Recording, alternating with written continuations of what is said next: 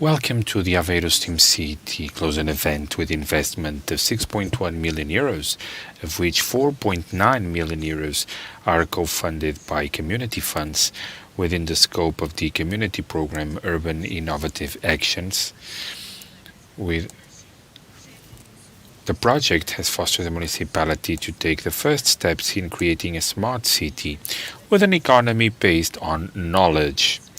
To begin this session, we would like to invite on the stage the Mayor of Aveiro, José Ribau Esteves, and the Minister of Territorial Cohesion, Ana Abrunhosa.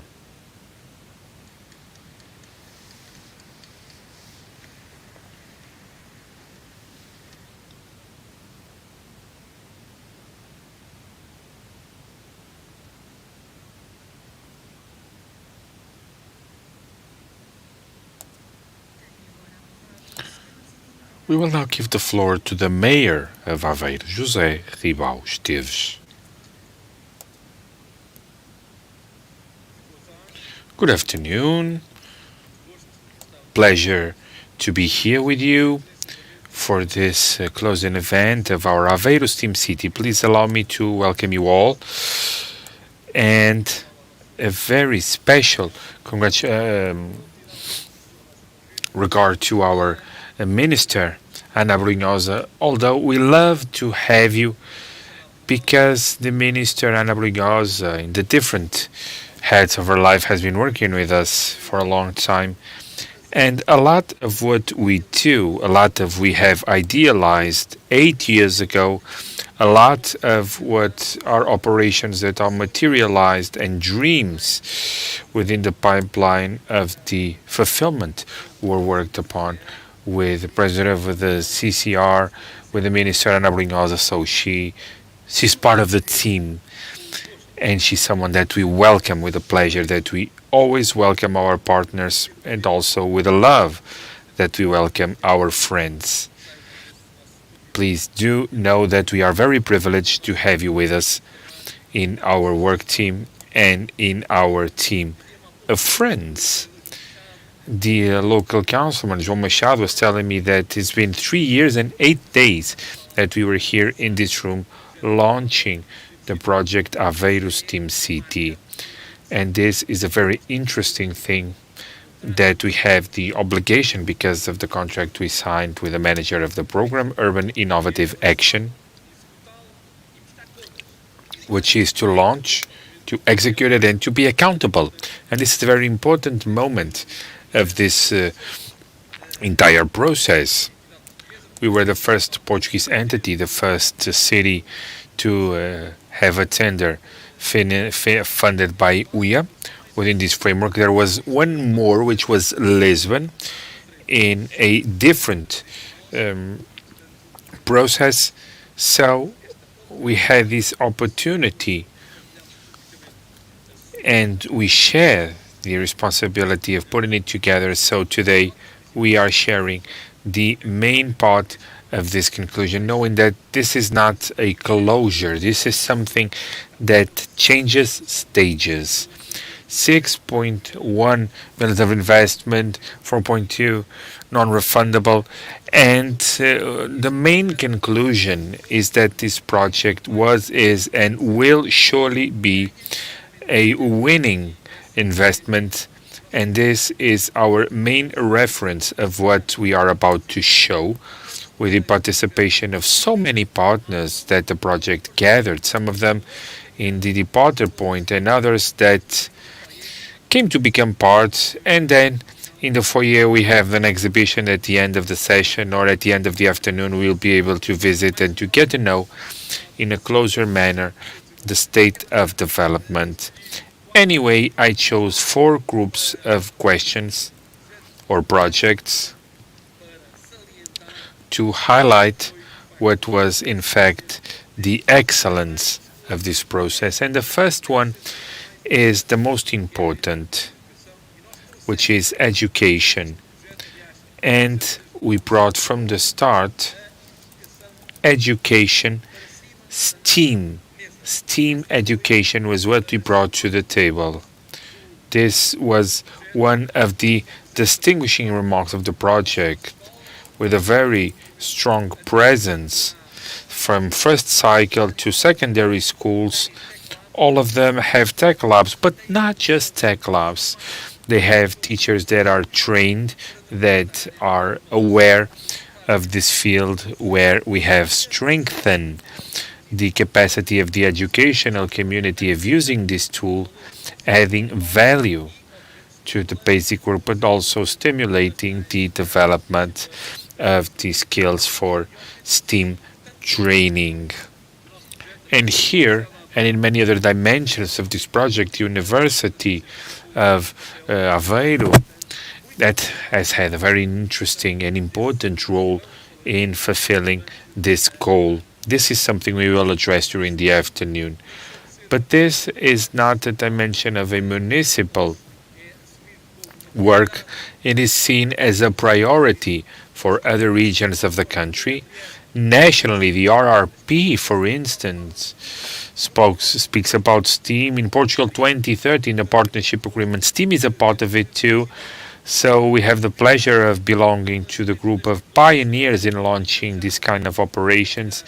And we are also working with a partner of ours that will be European Capital of Culture in 2026, although in Finland. So alongside the mayor, we decided to bring forward a European network beginning next year, 2023.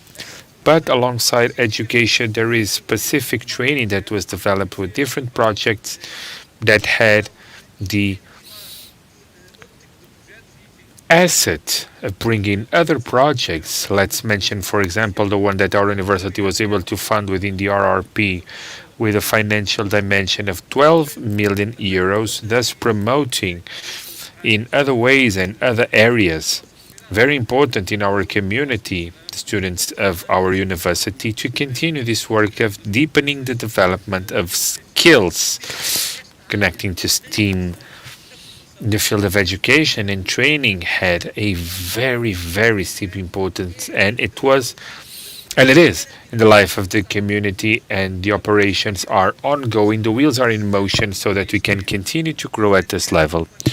Obviously, one third field that I always love to mention is our Living Lab, which was developed within the framework of partnerships, the fiber networks, for example, and 5G, with the work focusing on our IT partners and Altis labs that has allowed throughout the process that different institutions for research, for companies, have already used this infrastructure located at the center of our city to do research and development of products that seek this type of infrastructures. There are other challenges, important challenges of smart cities, of smart free tech areas.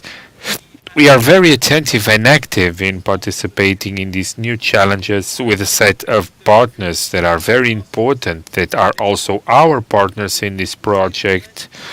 But in 2019, we were working in that area, structuring our Living Lab.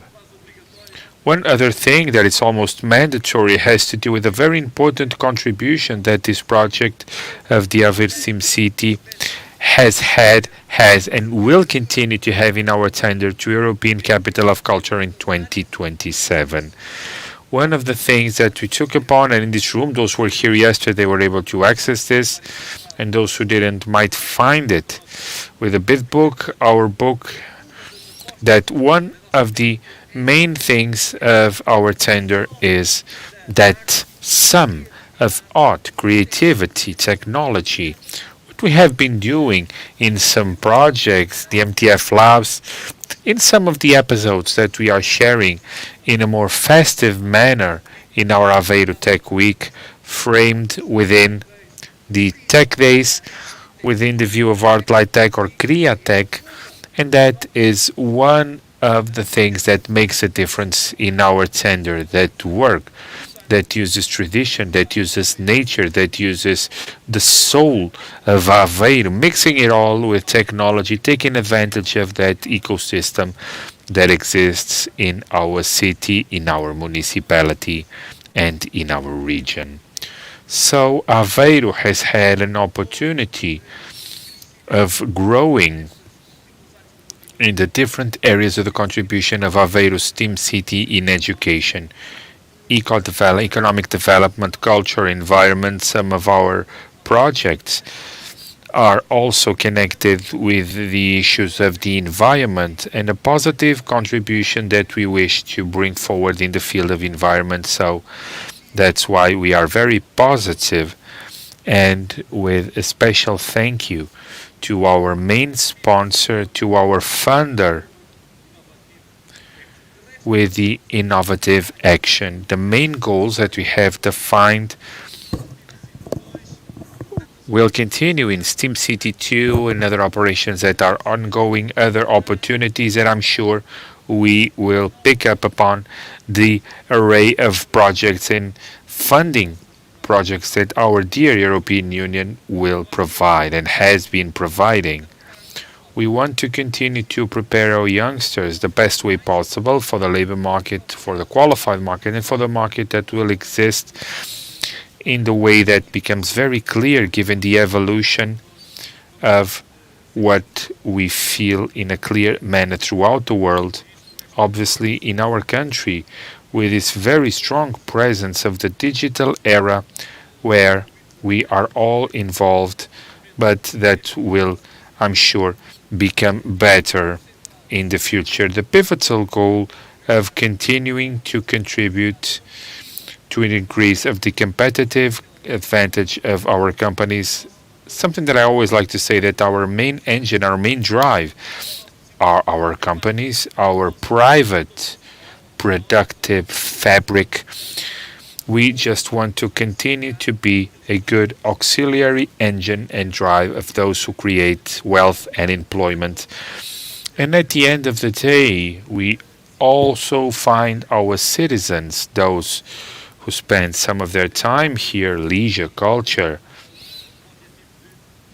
and the goal of being able to provide more services, better services, facilitating the access to services. That is still a central, pivotal goal of everything we will develop. And the SimCity is also one more contribution on this level. Let me finish by thanking, in a very short manner, because I'm sure I will have a lot of people to thank, but summarizing, let me thank our partners, our main partners of this project: University of Aveiro, Altislavs, the Institute of Telecommunications, SEDES. These are main partners of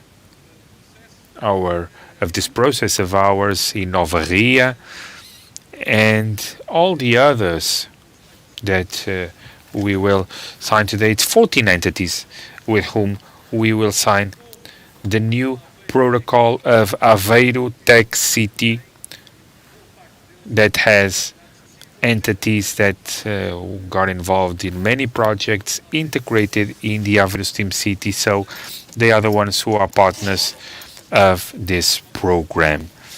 Obviously, a very special greeting to Team Caulfield and to all the team of WIA, because more than being the funder and the monitoring committee, they were members of this team that in a very active manner helped us to put together the project, and we learned a lot with them, and we are now more excited to take advantage of other opportunities of the community initiatives. In Portugal, we are not using it enough. We have the operational programs managed in Portugal, sure, but the truth is that the most part of the community funds are not managed in the nationally based operational programs. It is managed by the EC, although the access is open to all the 27 member states, so the competition is much greater. But in our first tender, we proved that it is possible to do things with quality and to reach a positive note, allowing us to move forward to new challenges, new tenders. Finishing what we have in Portugal and Europe 2020, we need to fight for wins at the RRP and Portugal 2030 that we ask at the end of the year, beginning of the next, maybe we could have at our disposal, continuing to do the work of development, integral and integrated of different projects, because nothing of what we are developing is independent. Each one of these elements is part of the biggest gear that has been fulfilling the so-called in a full and wholesome development of our municipality. And many of these projects will move towards the regional dimension. The municipal intermunicipal community of Aveiro has took as part of the next framework of funding of Portugal 2030, this new decade that we are starting to experience, to go beyond the Aveiro Tech City into a dimension of Aveiro Tech region. So following the logic of using the wholesome dimension of the region of Aveiro to give more dimension, to go deeper in this proper set of goals that you are able to fulfill amongst other projects that are part of the Aveiro Tech City. In this specific case, in a very special manner, in terms of the Aveiro Steam City. So, dear Minister, we hope that you continue to help us to conquer the opportunities, certain that we will always fight for conquering, and we will always work to be able to justify each one of those wins, fulfilling the goals that we are committed to, and in an objective manner, showing during the afternoon that we are able to grow in the quality of life, in the dimension of the services that we provide citizens with, in empowering human resources and production, so that we continue with the main goals of our mission as public managers of community funds of our European Union, which is to grow in terms of competition, quality of life, cohesion within the region and Portugal, and in terms of the EU. So we are here, we are excited, we are dedicated, so I'm sure that we will continue to be able to count on you in this amazing stage of putting together a vast set of projects of the community framework that it's still ongoing, and also deeply committed in this new package of 52 billion euros that the country has for this decade, and a slice must come to the territory that better represents the Portugal spirit, which everyone knows is Aveiro. Let's continue together doing more and better for our land, for our people. Thank you.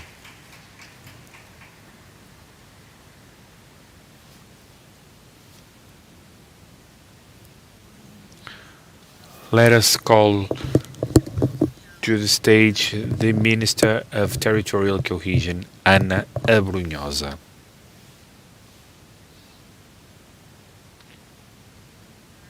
Good afternoon. Let me start by greeting the Mayor of Aveiro, my dear friend Ribau Esteves. Let me thank you for your kind words, your friendly words, and the friendship that justifies how exaggerated you were in appreciating my role. But it is actually true. It's always a favorable thing when someone who has responsibilities comes every day. So when we are celebrating, we don't have the opportunity to design, to work, and to think about problems. Fortunately, it is very easy, or it has always been very easy, to work with the mayor when you were in Ilhavo, And then when you came to Aveiro, and then in a platform that it's much more broad, the intermunicipal community of the region of Aveiro, it has been a huge pleasure being able to make choices to properly define and having a vision, which means to anticipate the challenges of the future, that I believe was the great added value of the project Aveiro Steam City, which is to prepare Aveiro to become a city of the future. So, dear President, dear Mayor, to you and to your entire team, let me greet you all. Do allow me to greet João Machado for obvious reasons, André, someone that I like a lot and I have been for many years. Please, this is for all of you. This is always a teamwork, and there is a very small team. This means that you all work together. This is something that I got to understand when working with Ribau Esteves.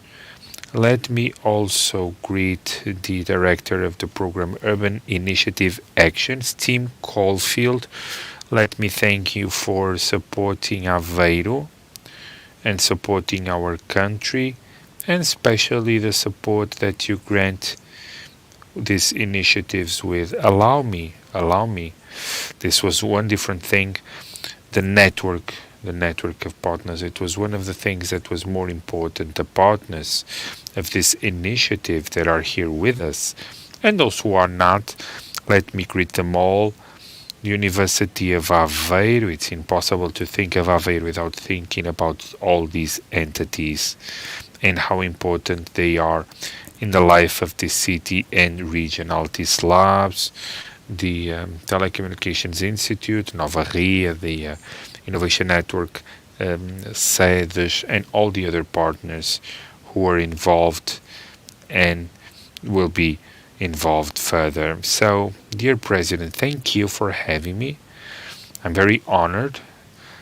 I've been since the beginning following this project, and that is why I'm very happy that 3 years after I'm here, seeing what you did with these resources, but also what you did in your teamwork. So my second word of appreciation goes to congratulating the fact that you brought to reality what was at the tender, which is very easy to have a tender and to take on commitments, but then in practice sometimes it doesn't work. So you were able to do a very, very relevant work in the network of partners. So it's very important to say that this is visible, a result that you did and with which you committed in your tender. So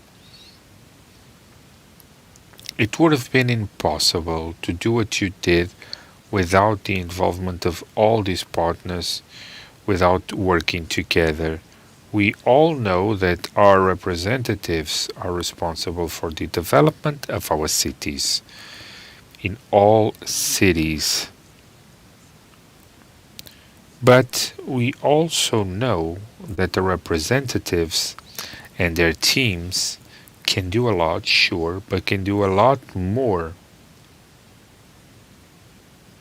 if they work together with those who are the relevant actors of the territory. So this tender brought to it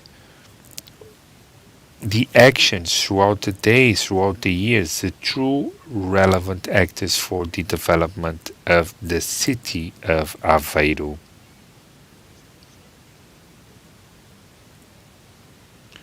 This project, and in this type of project, it is the only one supported by an initiative, this vision of trying to get a funding that probably we wouldn't find a way to fund a project with these different dimensions, with these partnerships, in our rules of the regular community framework. So we need to learn also from this. Aveiro and its partners, the city of Aveiro, tendered to what are programs directly managed by the EC, to which we call community initiatives. And as the mayor was saying, the trend throughout the different community frameworks has been to strengthen the amounts directly managed by the EC,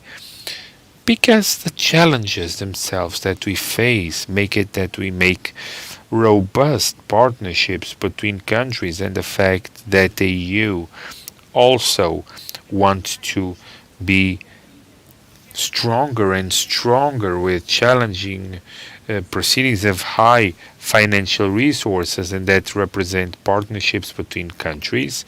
So the trend has been to have the resources managed directly by the EC have been increasing. So this project encompasses an inspiration for other cities, for other initiatives of trying to find sources of funding or complementarity with the ones that we already have for our own right. It's a right of our own as members of the EU to complement it with these community initiatives. And if we are talking about a championship that it's much more competitive, after starting it's much easier, less bureaucracy. And just to tell you how much easier it is, many projects supported in the scope of the Community Frameworks of Portugal 2020 and 2030, many times we spend years saying that we have no support from the state and other bureaucracy, and those who know what I'm talking about know that we spend time and resources. If these are projects supported by the EC, it's not a question at all. So this is an example of how we can fund many of our initiatives. So they need to anticipate the future, they need to be innovative, and they must have different perspectives and being strong partnerships as the one that we had here with the local authority, with the university, with centers of research and companies. Knowledges also. Different people, a lot of knowledge with the truthful digital transition. Before 2017, when we weren't addressing the digital transition as a design, in Aveiro there was a tender to a community initiative to make sure that digital transition would be a thing. A city based on knowledge and a city of innovation. So this was the right way to go, because we do need solutions that are complex, specific, that go to the root of the problem. And this is being seen at the roots. It's schools. It has to do with education, with training, with the profile of those who are trained at our universities. It is to create technological infrastructures in the city for those who want to live and work here, have what we call commodities, what we need to demand throughout the world. And we don't want to think when we go to Aveiro or to any other territory, is there 5G, is there an infrastructure? So when a company, when a tourist or a researcher or someone comes to Aveiro, don't even have to be worried about these issues, as unfortunately still happens in other parts of the territory. The results are there, and this is very important, and throughout the afternoon I'm sure that you will see how this happens. Aveiro is actually a city that it's managed in a digital view. It has an infrastructure of technology providing the academia, public institutions, university. Each partner had a responsibility in these areas with a modern education and tech labs that seem to be very important and provide the local companies with knowledge, and an observatory that it's very attentive to the needs of training and professional conversion. This is one of the most important areas today to reskill the workers and to making sure that we have digital skills coming with the youngsters that are now being trained. So this is a city of 5G technology, optic fiber, sensors, a city with skills, fifth generation. If our biggest problem is to keep and attract talent, if our greatest challenge is to have public services that are proper to the needs of our companies and institutions, and that is the greatest challenge of the cities. In Aveiro today, we are a step forward. We are ready to answer to all these challenges, thanks to the vision, thanks to the strategy that the local authority and its partners showed. So I'm absolutely sure of what I'm about to say. Aveiro is a city of the future, able to answer to the challenges that all cities face. I'm the Minister of the Territorial Cohesion, and sometimes people are a bit shocked with my realistic speech. Let's not fool ourselves. The challenges of these cities is the same, is to make sure that the cities are ready for what Aveiro is already prepared. So to all the partners, let me congratulate you for rolling up your sleeves, for looking for the proper funding source. I just would like to see a follow-up to this, a second stage. And to the mayor, let me tell you that the Minister Ana Brunhosa, what the future encompasses is that the projects that Aveiro claims is, there are a lot of them. I hope that we can build them gradually in order to transform Aveiro into a territory, not just for the future, but a territory where people and those who come to us live and visit with great quality, want to stay, want to return. And they recommend Aveiro. Congratulations and thank you.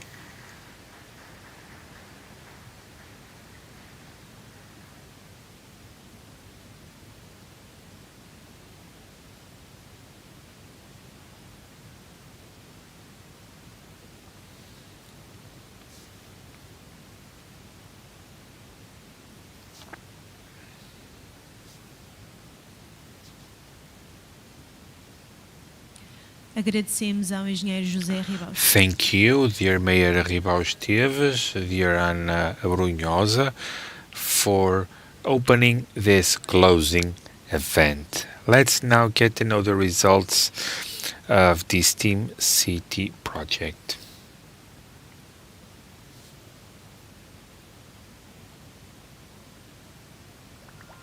Uma comunidade, muitos desafios, muitas ideias e muitas respostas. Um caminho que resulta de uma visão e uma iniciativa que moldou oportunidades. A educação STEAM capacitou. A arte expandiu a imaginação coletiva. Mais talento, criatividade e competências alargaram os horizontes. Um laboratório vivo que abriu a cidade para o mundo. Mais experimentação, novos produtos e serviços, constante evolução. Um sistema eficiente e sustentável numa cidade que prospera e avança. Mais proteção do ambiente, melhor mobilidade, mais informação e melhores decisões. Cooperamos para seguir juntos, para avançar. Preparamos-nos para o futuro, porque o estamos a criar.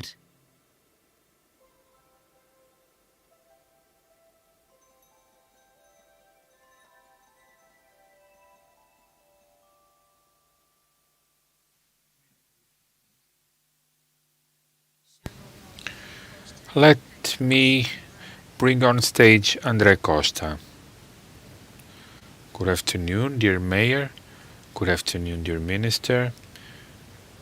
Pleasure to have you in Aveiro. Good afternoon. As the Mayor said, it was here 3 years ago that we have presented the goals of our project that was beginning at that time. It was quite ambitious, and it is with a sense of accomplishment that we present before our fellow citizens, our guests, our partners, to show the work and the result of said work throughout the last 3 years. This is a project that, as you are aware, had different target groups since our educational community, because we have implemented actions in all schools of the municipality of Aveiro, but also for our startups, for our tech-based companies and our centers of research, actions of empowerment of human resources of our corporate fabric, and also actions thought to involve our citizens. And today, as mentioned by the mayor, this is an opportunity that was quite successful by the city of Aveiro and its partners, so important in the execution of this process. I'm here as a manager of the Steam City Aveiro project, but the results that we are about to present are a corollary of an intense teamwork and that happened in different levels of institutional cooperation. It has allowed us to strengthen working relationships with different institutions, and that is also a legacy of this project, this ability of working as a team with a set of institutions with whom we didn't in the past. Throughout 3 years, we have implemented more than 20 activities. As you must understand, we cannot go into detail of each one of the activities, but I would love to invite you so that you can have in the foyer of the Teatro Aveirense, we have some MUPIs, digital MUPIs, so that you can get to know the actions and the results that we got from it. This project of ours is divided in 4 axes, and the presentation that we bring you, a bit as we did in 2019, will be dynamic with the involvement of the different elements of the teams of our partners that in a succinct manner will present the work that was done and our results. Let me start by presenting the axis of education. We have implemented, just like the mayor said, an innovative project nationally, and why not say it on an European level? Not a lot of cities throughout Europe with integrated projects in the field of STEAM education. So that's why we had a challenge of the mayor alongside the mayor of the city of Oulu in Finland of developing and implementing a network of European STEAM cities. Challenge accepted, dear Mayor. Next year, we will structure and present that European network of STEAM cities. But this project, as I was saying, had an impact in all schools of the municipality of Aveiro, basic to secondary teaching. 2 strategic actions, our tech labs and the UBU platform.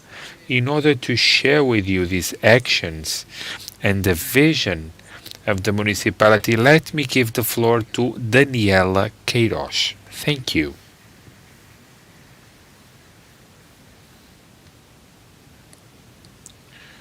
Good afternoon. First, let me present the initiative Tech Lab. Tech Lab pretends to develop STEAM skills in the educational community We have a tech lab in all the schools, starting with the first cycle to secondary. We want to provide students with these innovative, creative skills, developing the necessary skills demanded by the labor market. We also empower teachers. We have a set of devices that were provided to all schools. In the case of the first cycle, this was in cots that allow a mobility room to room. In the second and third cycle and secondary teaching, we have rooms dedicated to this project, including a cart that makes it possible to move some of the equipment of the devices for the teacher's room. In terms of the empowerment of teachers, this was driven by the University of Aveiro throughout the Centro de Ciência Viva, allowing the training of the teachers properly accredited by the Association of Schools of Aveiro and Albergaria Velha, also with the monitoring, technical monitoring for the implementation of the project. We have implemented in the last schools, installing the project throughout the different schools with a huge commitment and dedication by all the school groups that have mobilized and involved their teachers' body to participate in this initiative with a lot of real dedication, resilience. They were able to bring the project to all their students. The teacher is our human capital. It's our agent of change, responsible for the transfer of knowledge to the student, which is the end receiver of the project. We want teachers to see this not as means to develop extracurricular activities, but as vehicles to teaching Portuguese, math, curricular subjects. The second thing that I would like to go through is the UBU project. It's an online platform that develops computational thinking, logical rationale, and also the ability to solve problems and improvement in other areas such as math and STEAM areas. So for each year or each grade, we have like 100 blocks of what is designed as the curricular goals. As in the Tech Lab project, the teacher provides the platform to the student. Also in the 25-hour training action and also technical monitoring within the classroom. In the 2 previous school years, the project was implemented in 3 schools, the schools with more people. In the current year, we have launched the challenge to all school clusters and to all teachers, trying to broaden this platform to other schools of the first cycle with an online event, and 77 teachers were referenced, representing 27 schools. Within the scope of the UBU platform and following up on this work of including the STEAM dynamics in the educational community, we have created a set of new content, new matter that look to work and to address issues that have to do with our culture, with our history, and that are still developing the mathematical thinking, computational, and STEAM-related content. They are housed in the UBU platform, directly connected with our educational services, and they work on subjects such as São Gonçalinho, Arte Nouveau, Salgado Aveirense, the Fernando Távora Building, Santa Joana Princesa, and the fauna and flora of the river of Aveiro.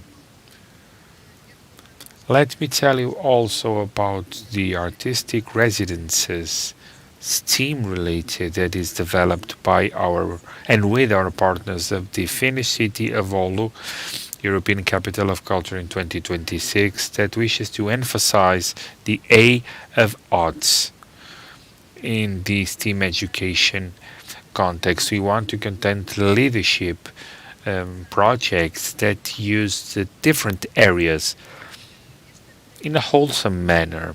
In this school year, the project is being implemented in the cluster of schools of Rio Novo Prince, and we have Antonio Bastos and Bruno Estima, 2 artists, working with us. And as said, this is the first step, so that in the near future We have a network of STEAM education trying to allow sharing of best practices, of knowledge, and the experience that it's been developed on an European level.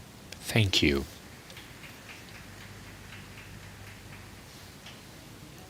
Thank you, Daniela.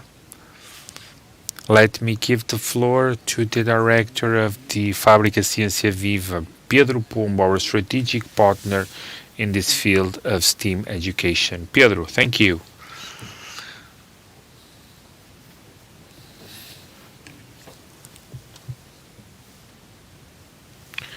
Good afternoon, dear Mayor.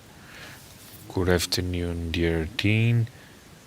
I don't know if he's here. Yes, he is. Dear Minister, I think she left. And good afternoon to all of you, ladies and gentlemen, colleagues, partners. Good afternoon.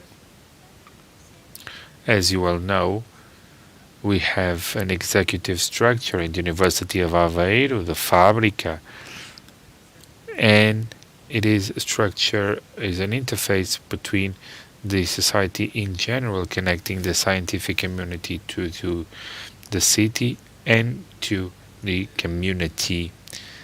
Our vision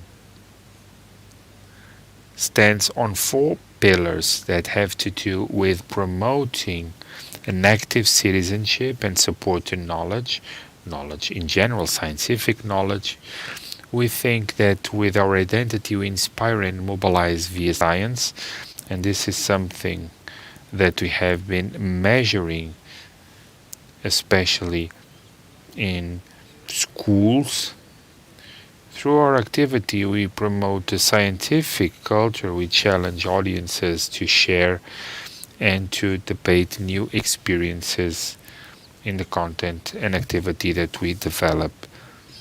So we do believe that within a social progress set on curiosity, creativity, critical thinking, that it's very important to have the involvement of all citizens. So within this scope, we started as a university, as partners in this process of Aveiro Steam City, with the goal of promoting a generation that we believe is important to be skilled in terms of STEAM. So our mission is to empower and to promote those skills in order to have a generation that has skills in these areas. So we have developed a STEAM methodology for which we have acted in 4 different lines. One, it's the intervention that we have addressed have to do with the physical areas of schools. Within the scope, we have developed and installed what is called innovative educational environments that promote STEAM learning, where we can do a lot of things, a lot of technology, and as you are aware, are our famous tech labs.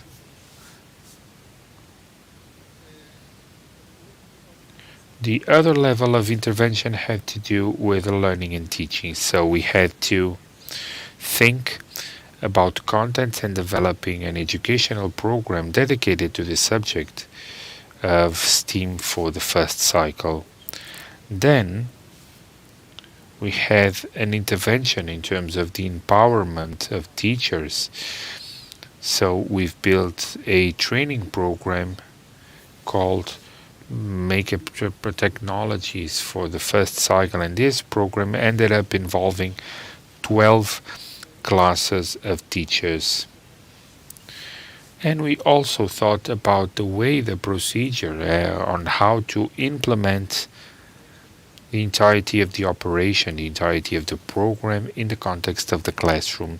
This was always debated between the partners, especially with the team of the city, with André Costa, and we decided to design a follow-up program exactly to bring some support and to coadjuvate the teachers in implementing this in the classroom, and that was always useful in terms of training actions. So all this content of the educational program connected to STEAM were developed, taking into account the curriculum of the first cycle, basic teaching, and Many of the activities developed were adapted for the 4 levels: first, second, third, and fourth degree of the academic path of students. There was also an articulation between curricular content, namely Portuguese, math, and the environmental studies in terms of science. So as pertains the empowerment, we have some figures here. It was quite an extensive program of teachers and of monitoring in the school context, as I said, involving 119 teachers in a total of 275 hours of training. These teachers all participated in this program that during these years involved 830 hours of follow-up. This methodology and its success, or at least the feedback that we got in the implementation alongside professors, teachers, the students themselves, and also given the will of the municipality of Aveiro, allow this project and the strategy of education could be expanded to the second and third cycle of the basic teaching and also to secondary teaching. So the model was identical. Of course, it had some adaptations and educational programs that were different for different levels. And in terms of the empowerment of the second and third cycle, we involved 56 teachers in a total of 60 hours.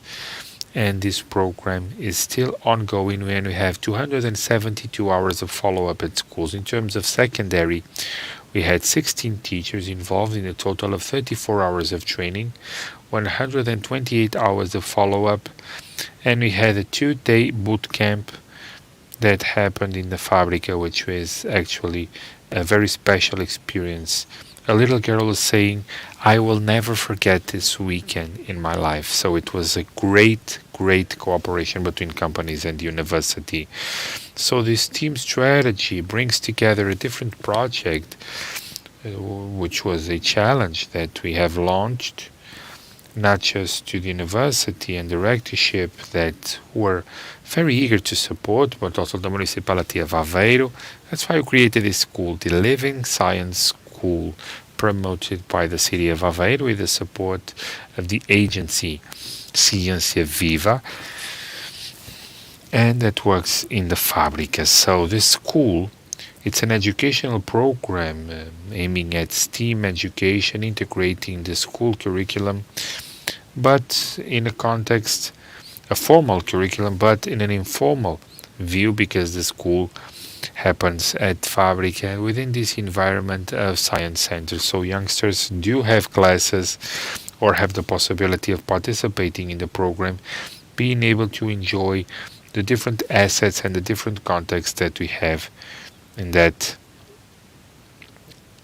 what it makes it unique. So it just so happens that all students of the 4th grade and all students of the 4th grade come and spend a week of classes in Fábrica. So it is a residence for an educational program dedicated, and that ends up starting at the end of September up to the end of June, in order to have all the classes of the 4th grade of all the schools of the Aveiro municipality.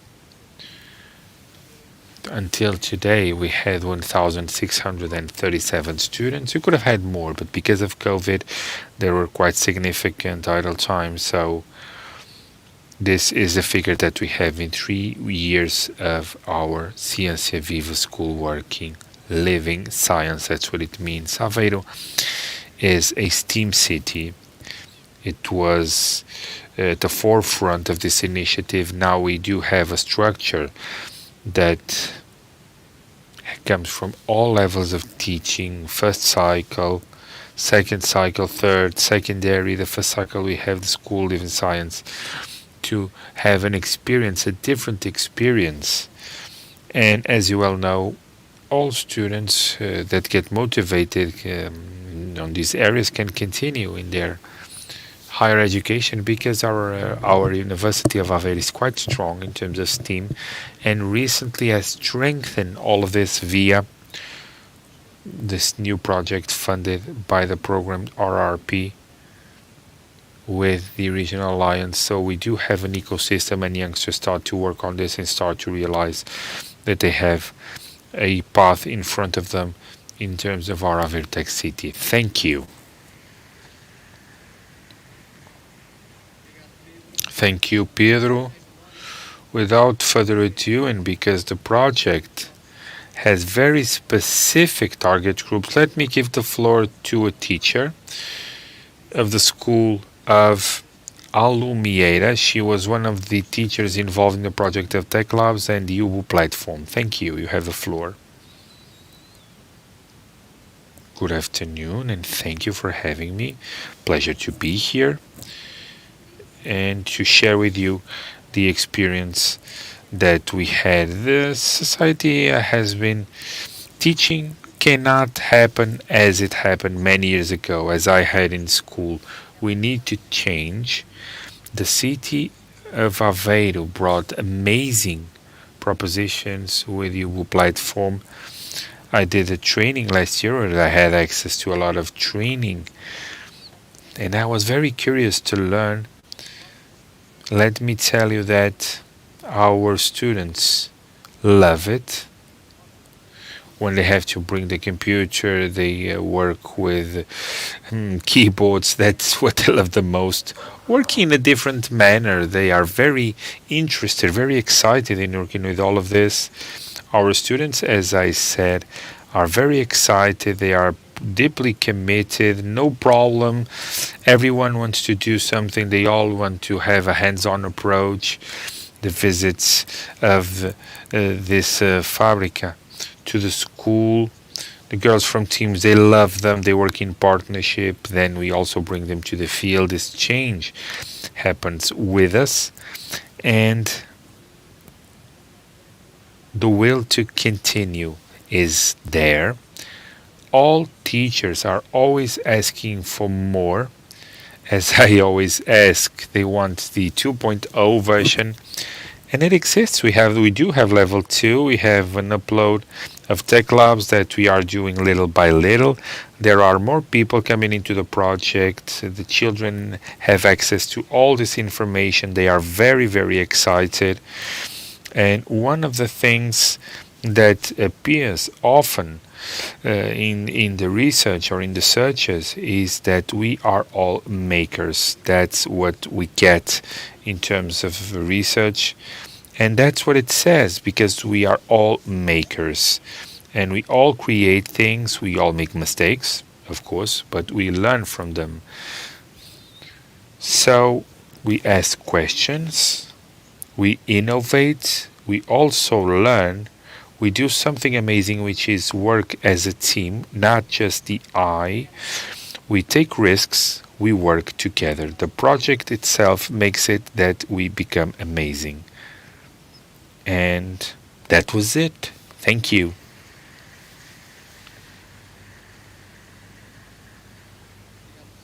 Thank you, dear Professor Patricia. As I said, a winning investment. Let me tell you that one of the nuances that we admire the most is that it shares the risk with promoters, with the municipality of Aveiro, and with different entities that have tendered, because we are talking about innovative public policies, but the risk was worth it. And I'm very happy to listen to these things that people like Professor Patricia are saying with the implementation of these projects. And like Daniela said, they are our agents of change. They help us and allow the implementation of our strategy of STEAM education in our schools. Let's now go to training. In 2018, the city of Aveiro launched the Challenge University of creating an employment observatory that could be responsive, and it could support this process of digital transformation of our companies. This was developed by the University of Aveiro in cooperation with Inovaria, with an action of training initiatives trying to empower the human resources of our companies, thus increasing the competitivity of our companies and our industrial fabric. Let me have Marlena Mourin to present the results, please. Good afternoon. Let me give my regards to all of you and to the researchers of the University of Aveiro said since the beginning were always with us implementing what we were committed to. Let me now present a bit of what was our work in the last 3 years. This observatory began its activity in 2019 with the kickoff of the project with a multidisciplinary team of different departments of the university with the goal of implementing or helping to develop a territorial intelligence to identify priorities of education and training for digital transformation, thus contributing to create quality and sustainable jobs. Our diagnosis activities that have been shared here had the many methodologies for data collection and to get to listen companies, professionals, and local entities. We worked on services, on industry, and despite the context of a social lockdown, it was possible to drive most parts in an in-person manner, thus benefiting the evolution of what we were doing. It was also possible to do a lot of this in cooperation with local entities. Many of those happen outside of the facilities of the university, alongside the entrepreneurial associations that were always welcoming and that allowed us to validate methodologies and consolidate this mechanism of dialogue of the university with a territory that has always been valued by the University of Aveiro. The recognition of the relevance of what has been done has always been consolidated with a strategy of communication that has always been the guiding light of everything we've done. The results of the observatory have been provided regularly via different channels, the website, monthly newsletters, but also via the publication of information in the local press in order to get to different groups and the participation in events and debates beyond the project as a guest team to provide some details of the results that were reached. Afterwards, the work has involved the development of pilot training projects that we will address next. Let us add that beyond the activities of research that we had based on workshops, on surveys, came to add the development of tools that are now consolidative extraction of analysis of information coming from the online support of job opportunities. All of this has been developing in line with the skills of the European community, so we can have a search in terms, it was the ESCO benchmark, and from there on to be a voice that supports important elements for the debate on opportunities and challenges, as said, of attracting and keeping talent in our productive system. It's a very recent analysis, and in the last 6 months in Aveiro we will still have needs that we associate to the digital data analysis, etc. At the same time that we are still looking for cross-sectional skills as teamwork. This ability to assess big data brings us to a different stage, not just on systematic survey to companies to organize training, but also to supply aggregated, structured information, opening the perspective of having a personalized answer to issues that have to do with the mobilization of talent. These programs developed in this context and the awareness workshops or workshops for dissemination were the answer to what was defined in the first years of the project and beyond the direct goals of training and experimentation of dialogue with the entities has allowed to disseminate the importance of these areas of expertise. Pilot programs have attracted the attention of many people, namely young professionals in different areas, not just digital, and that identify this opportunity as being an idea of valuing new areas that were not part of the initial plan of many of these professionals. In order to finish, I would say that we've been a long way, and it allows us to think, as has been said, a future of continuity, of evolution of these activities of the observatory, and strengthening its role as a territorial intelligence definition on serving the company, professionals, institutions, and public policies for talent retention. A very recent result at the end of February had one last workshop of consolidation of assessing works where we had the presence of companies and professionals, and there was a set of things for which these entities are thinking about what we have as a region, as an observatory, helping to develop knowledge in some areas, namely the importance of the attraction and retention of talent, answering demographic challenges,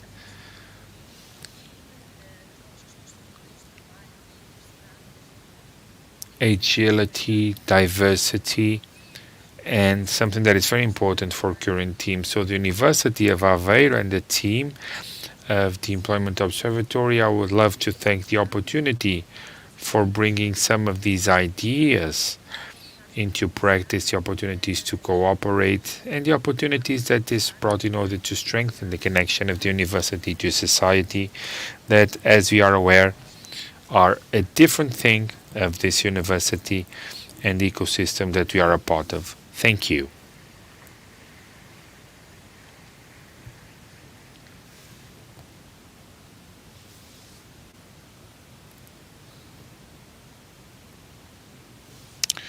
Good afternoon, dear Mayor, dear partners.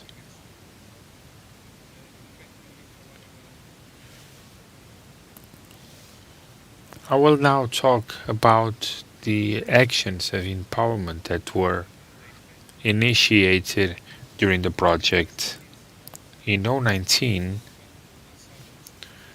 when we were launching this project, I was here, and I had the opportunity of highlighting how difficult it is to keep human resources for companies of the region, as one of the greatest constraints of challenges to the development of new business by the companies of the region. 3 years after, hard times that we all know happened because of the pandemic. The problem of scarcity of human resources in the region is still a thing, although the challenge, the effort, and the proper results of the projects of the Aveiro Steam City, boot camps, observatory, training, these were actions whose results that were positive are now recognized by the community and the stakeholders, local and regional. The Employment Observatory allowed us to participate in a diagnostic project in terms of training and empowerment of human resources for digital transition, clearing not just the needs that exist, but also anticipating the future. Anticipating the future, this is what our mayor said. Answering these guidelines coming from the observatory, following up its role of defining the present and future needs in terms of empowerment of human resources, Nova Ria has developed not 3, as it was decided during the tender, but 8 pilot programs of training and qualification in a total of 178 hours of training involving more than 150 trainees aimed towards different sectors of activity, specifically tourism, industry, managers, technical staff, and professionals in the fields of services were able to attend for free training actions during the period of the project. Fundamentals of Industry 4.0 for managers in areas of production, maintenance, or development, trying to contribute for the different dimensions and demands of the challenges of digitization in sectors of activity. Cybersecurity for intermediate employees in terms of risks of security. Technology 4.0 aimed towards professionals of production areas with the goal of disseminating emerging technology in the 4.0 technology field. Data science also with the goal of increasing skills and preparing data and model training.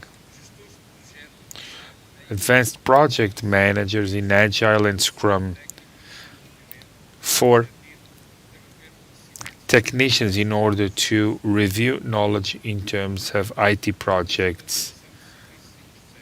Digitization of services and processes aimed towards professionals of areas of service with the goal of providing the new clients marketing and content for companies, for professionals of services with the goal of helping to create specific content according to the e-platforms used the most.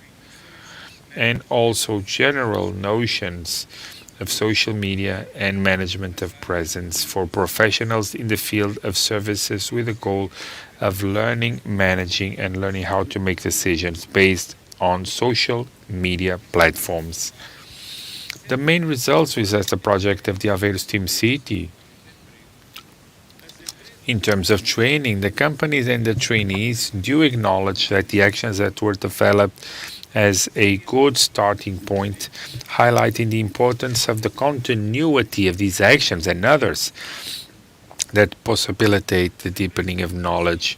The companies also recognize the active role that it has and must have in anticipating the trends and the needs, present and future, in terms of human resources and in the field of empowerment, I believe. Let me also say that, simply put, the companies acknowledge that there is a merit in the method used by the laboratory and all the projects in City in the involvement in terms of diagnostic, designing, and execution of training. Thank you. Thank you, Paulo. In 2019, when we started this project, and in terms of the results of what we had in terms of the observatory, we knew that our tech-based companies needed programmers.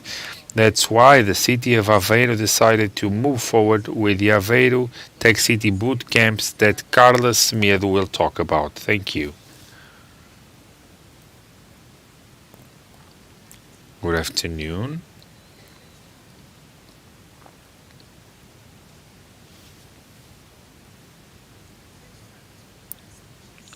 Based on the needs of the local companies, but also in the follow-up of the current demands of the labor market in terms of digital skills, that we have implemented 3 editions of the bootcamp with the goal of empowering and training human resources in specific program, namely Java and JavaScript. These boot camps translated an intensive course of 28 weeks divided throughout 14 weeks in room and other 14 in working context, aimed towards people who were unemployed, or if they were employed, they wanted to transform their skills and to work as full-stack developers. In the 3 editions, we had 62 trainees selected according to a very thorough process that made them develop certain exercises in programming so that we could access that dexterity and logical way of thinking, because it's not a pre-requirement that they had skills or knowledge in terms of programming, but to have key skills in terms of critical thinking and in problem solving capacity. In global terms, these 62 trainees were selected between 450 enrolled, which clearly shows the interest on this type of training. Of those 62, 59 were able to finish the training with a very high rate of success that was explained by the adopted process of recruiting. In terms of contracting or training in working context, around 11 companies welcomed 66% of the trainees at their facilities, but the involvement of companies was quite superior in terms of employability, contracting of these human resources that we can see in the following slide. With the implementation of this initiative, it was possible to get the following results: high levels of employability, where 75% of the trainees were hired, and more than half were hired by companies of the municipality or the region of Aveiro, thus allowing us to keep more than half of these recently trained assets or resources, and also the creation of opportunities of better paid jobs. And it's very important to mention that many of these trainees were on the 12th grade or only have 12th grade or had training, for example, in social sciences. Many of them were unemployed. So this made it possible for them to have the opportunities of having better paid jobs and qualified jobs also. These results were only possible because of the involvement and cooperation of companies, because it was a challenge that we brought the companies, and once again that the need of human resources with these skills was a need that was identified by these companies. So we brought the challenge so that they would present employment contracts with a minimum of 12 months in some cases. There were contracts that had no term to them, and we do believe that this initiative can empower all the means and processes so that we could attract and qualify human resources with specialized digital skills, and so to keep talent in our city and region. As pertains the future, it will be a continuous pattern in terms of initiatives based on the identification of these needs by tech-based companies. To conclude, let me give the floor to Tiago Marques, because he was one of the first trainees and now he works as a full-stack developer. So please, Tiago, share your experience with us.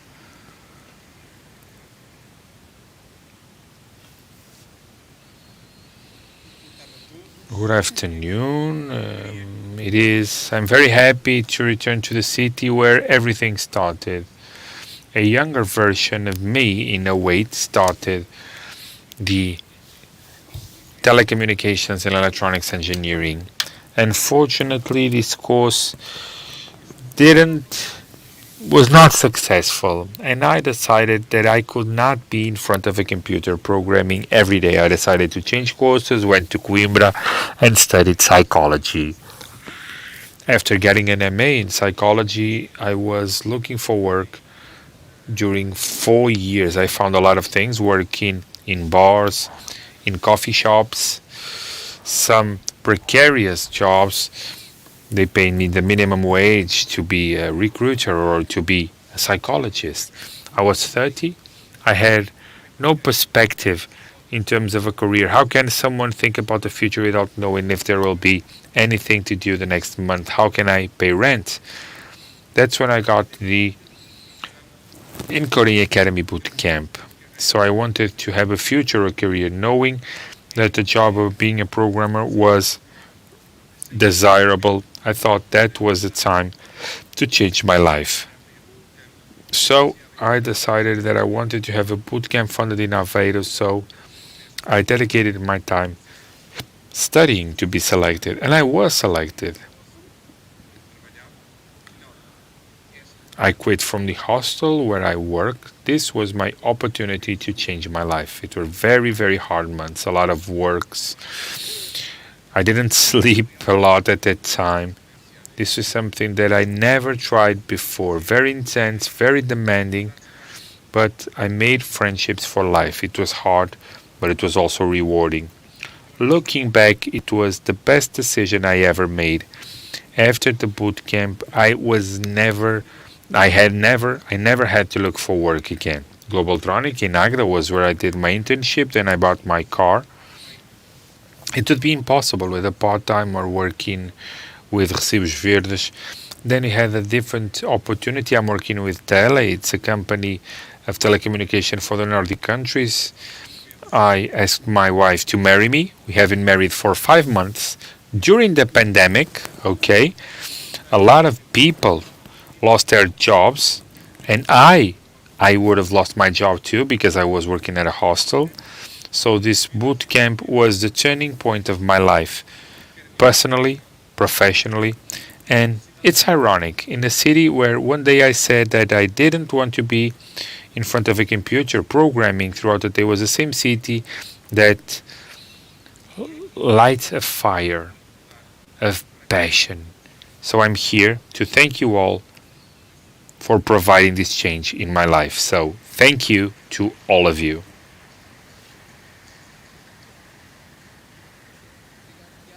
Thank you, Tiago. In fact, one of the main goals of this project is to change the life of our citizens via STEAM education and activities such as our boot camps with an immediate impact in the life of youngsters like Tiago.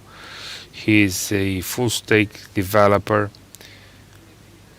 and he has a life filled with dreams. And the commitment of the city of Aveiro is to continue with the partners, giving continuity to this work and continuing to support the digital transition of our territory and to support our citizens to continue following their dreams. Let's continue with technology, services, and applications. As said, in the urban center of Aveiro, there is a lab that allows universities, daycare centers to develop and test projects in terms of IoT and smart cities. In 2018, we began this path based on a challenge coming from the Institute of Telecommunications and then Altis Labs. Let me have on stage Susana Sargent to tell us about this project. Thank you. Good afternoon.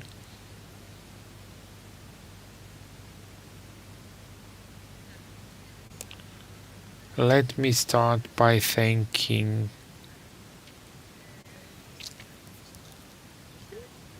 thank you for having me and to show something that we have been doing in the city, something that I can state without any questions because I have been involved in many developments of what happens abroad in Europe. And I might risk to say that we have something that is unique here in Aveiro. And why? Well, because not just because of the tech, but because the city is working with us.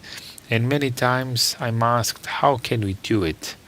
We can do it because the city is with us. So let me thank the mayor, the councilman, the city for being with us. To the dean also, because obviously it is via the university that we are able to do this type of research in the different research institutes, the Telecom Institute. So let me explain in a nutshell what we did, what does this mean, the Aveiro Tech City Living Lab. This is an infrastructure that connects the entirety of the city of Aveiro, where we have, and this is one of the first parts, is to install 16 kilometers of fiber throughout the city so that we could intertwine the different points. What points? These are units of communication that can be reconfigured with different technology of communication that integrate different sensors in terms of mobility, radars, lidars, video cameras, and also the environment, and a set of units of computing so that we can process all this information and to make decisions that are much more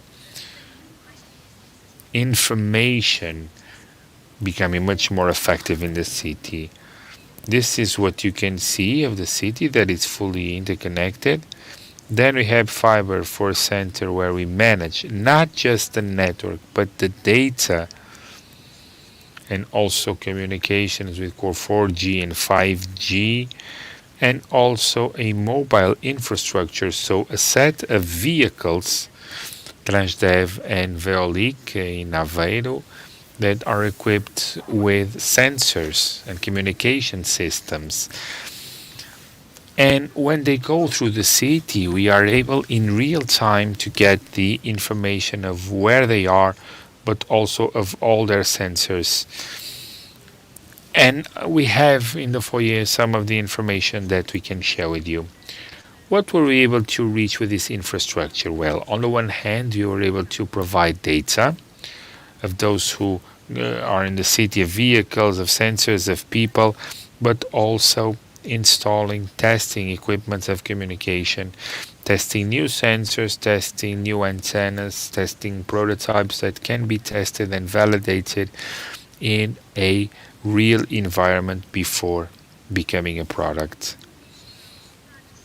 We also been testing future sceneries, how the city can become in terms of car security, in terms of the autonomous vehicles.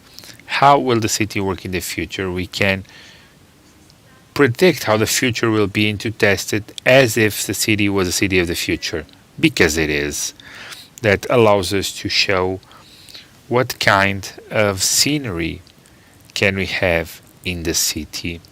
But there is a set of numbers also, and throughout the last 2 years we have more than 40 projects with different entities using Aveiro Tech City Living Lab to test and develop their products. We have companies such as Ubiware, and Rita will tell us about Ubiware. We have also Wavecom. We have international companies, Bosch. We have national universities and international. I'm talking about Sweden, I'm talking about Brazil, and also universities of the United States, Carnegie Mellon and Austin.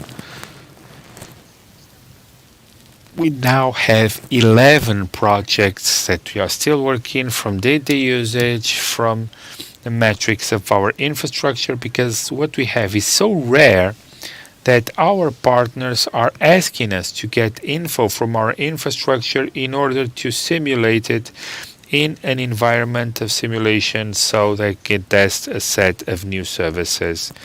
The inclusion of new sensors, technologies of communication, building scenarios of, for example, safety for bikes on the road. There are many things that we are working upon with national and international partners, making use of this living lab as the living lab. This system already has a very pivotal role in the activity of new companies, national and international, and also in bringing new talent to Aveiro, because it is a place where they can actually have a very high level of experimentation. Our goal is much greater though. Our goal is to have a system that is open to the world, not just in using companies and institutions, but also to have our system as a living lab that we use in programs of Horizon 2030, Horizon Europe, but other international programs. And we are just starting with this living lab. We are in a process of creating a free tech area in Aveiro to place Aveiro as an international hub of a platform for testing system in products in terms of telecom, but not only mobility, environment, energy, health, and many others. So our goal is to empower the development of innovative solutions and the transition of an economy based on knowledge and with the goal of having a better life. Thank you all.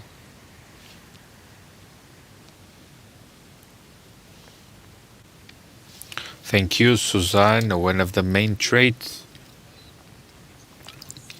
of the Living Lab is a 5G experimental network since 2019, thanks to the investment of our partner Altis Labs. Francisco Fontes is here to talk about that and the benefits that came from it. Thank you, Francisco. Hello and thank you. Good afternoon. Thank you for giving me this opportunity to share with you this part of the project. Since June 2019, Altis Labs has been working with a 5G network with the Ericsson technology. It was with the help of that partner. It's not official, but they lend us a hand in putting together this network with some experiences, as for example the first simulation of a road accident in our campus, where we invited many entities of the city, firemen, the municipal police, physicians from the hospital of Aveiro, all working with this technology to see a simulation on how things can work. We have connected in 2019 medical devices, drones with the platforms of monitoring and follow-up of teams, showing how things can work. This is a network that was designed in our campus with a 5G cell with Ericsson technology covering, as you can see here represented in the graph, that is the campus of Altis Labs. At that time, 5G was only happening in 2022, so what we had was something that was experimented by Anacom, Altis Labs, in an experimental manner, allowing to build this kind of network. At that year in 2019, it was the first, I think it was the first network with coverage outside of the 5G labs. So we put in the city, Altis, Portugal, 3 5G cells in the center of the city, and that allowed us to extend the geographical scope of this part. It went from the campus into the city, and based on that network since the end of 2019, that we started to prepare the supported challenges in 2021 and 2022. You can see the location here, it's just symbolic. The center spheres are where the center of the 5G coverage was placed. As you can see, it goes beyond the circles. The first one of the campus of the city is a dedicated total network. It is essential in terms of Altis Lab. It allows of 2 gigabits per second of mobile network compared with 4G and 3G. It's a qualitative and leap, and latencies below 10 milliseconds. So it's more than just streaming. You can have online gaming, monitoring of people, connecting medical devices, as we showed in September 2019. The second network covers the city with performance similar to this one. It was based on it throughout the projects of these 2 years of the several challenges. They were able to show some augmented reality projects, monitoring people, tourism usages that are still happening, some of those usages in the city. The networks are connected by Altis, and also they are parallel and they work together. In January, February, the 5G became commercial. With it, Altis brought coverage to the city, not just these 3 cells. We have 2 more 5G cells supporting the commercial service, but in terms of Altis Labs and Altis, there are some 5G cards that are testing so that we can support experimentation. And there are entities using it. We are using it. DIT is using it. Many companies are using it. So It is a commercial service provided by this card, so we are giving continuity to what has been done in terms of the experiment, with more and more demanding sceneries, giving support to external entities in the usage of the network. In terms of the specific support to the 5G challenges, being able to support initiatives, that was a tender. In those 2 years, there were 10 projects that were selected, and 10 plus 10. And then since April to October, to the techniques, that's where they happened. That's where Altis Labs and the other partners were able to support those projects. Beyond the networks that were mentioned, we also had 5G terminals, 5G cards, consultancy we held to support their demonstrations to define how things would work. That's what we did. In terms of support to these processes, instead of showing just how things happen in the laboratory, we were able to bring these experiences to the community, to the center of the city, to be closer to people in the real environment. Here you have some examples of the drones, of the application for tourism. A part here also in terms of vital signs, of controlling robots. All of this is possible based on these new technologies in 5G networks. These kind of activities, you can see here that this is part of the investigation core of Altis Labs. These are priority areas: big data, AI. It allows us to create solutions of multidisciplinary projects, and the 5G and the technology associated to it are one in each bin. It's not just with the operator, but with different entities within this project and others, using it as a leverage to create value and other products. Via this type of initiatives of this experimentation network, we are involved in this project and in other projects of national and foreign scope. So we want to facilitate the experimentation of others, creating connections with other entities, helping others to create value on top of technology. It is within this context that we will still work with Aveiro City, participating in different initiatives that are ongoing. Thank you all. Good afternoon. Thank you, Francisco Fontes. We are finishing this access. We have one of the companies in Aveiro, Ubiware, with different European projects, different case studies implemented throughout Europe. And we have Rita Santiago to tell us about the importance of an infrastructure like Living Lab for companies such as Ubiware. Thank you. Good afternoon. Let me greet you all. In terms of what Ubiware does, we focused in three main axes since its appearance up to this closing event. Ubiware is one of the suppliers of state-of-the-art supplies, IoT, knowledge for smart cities,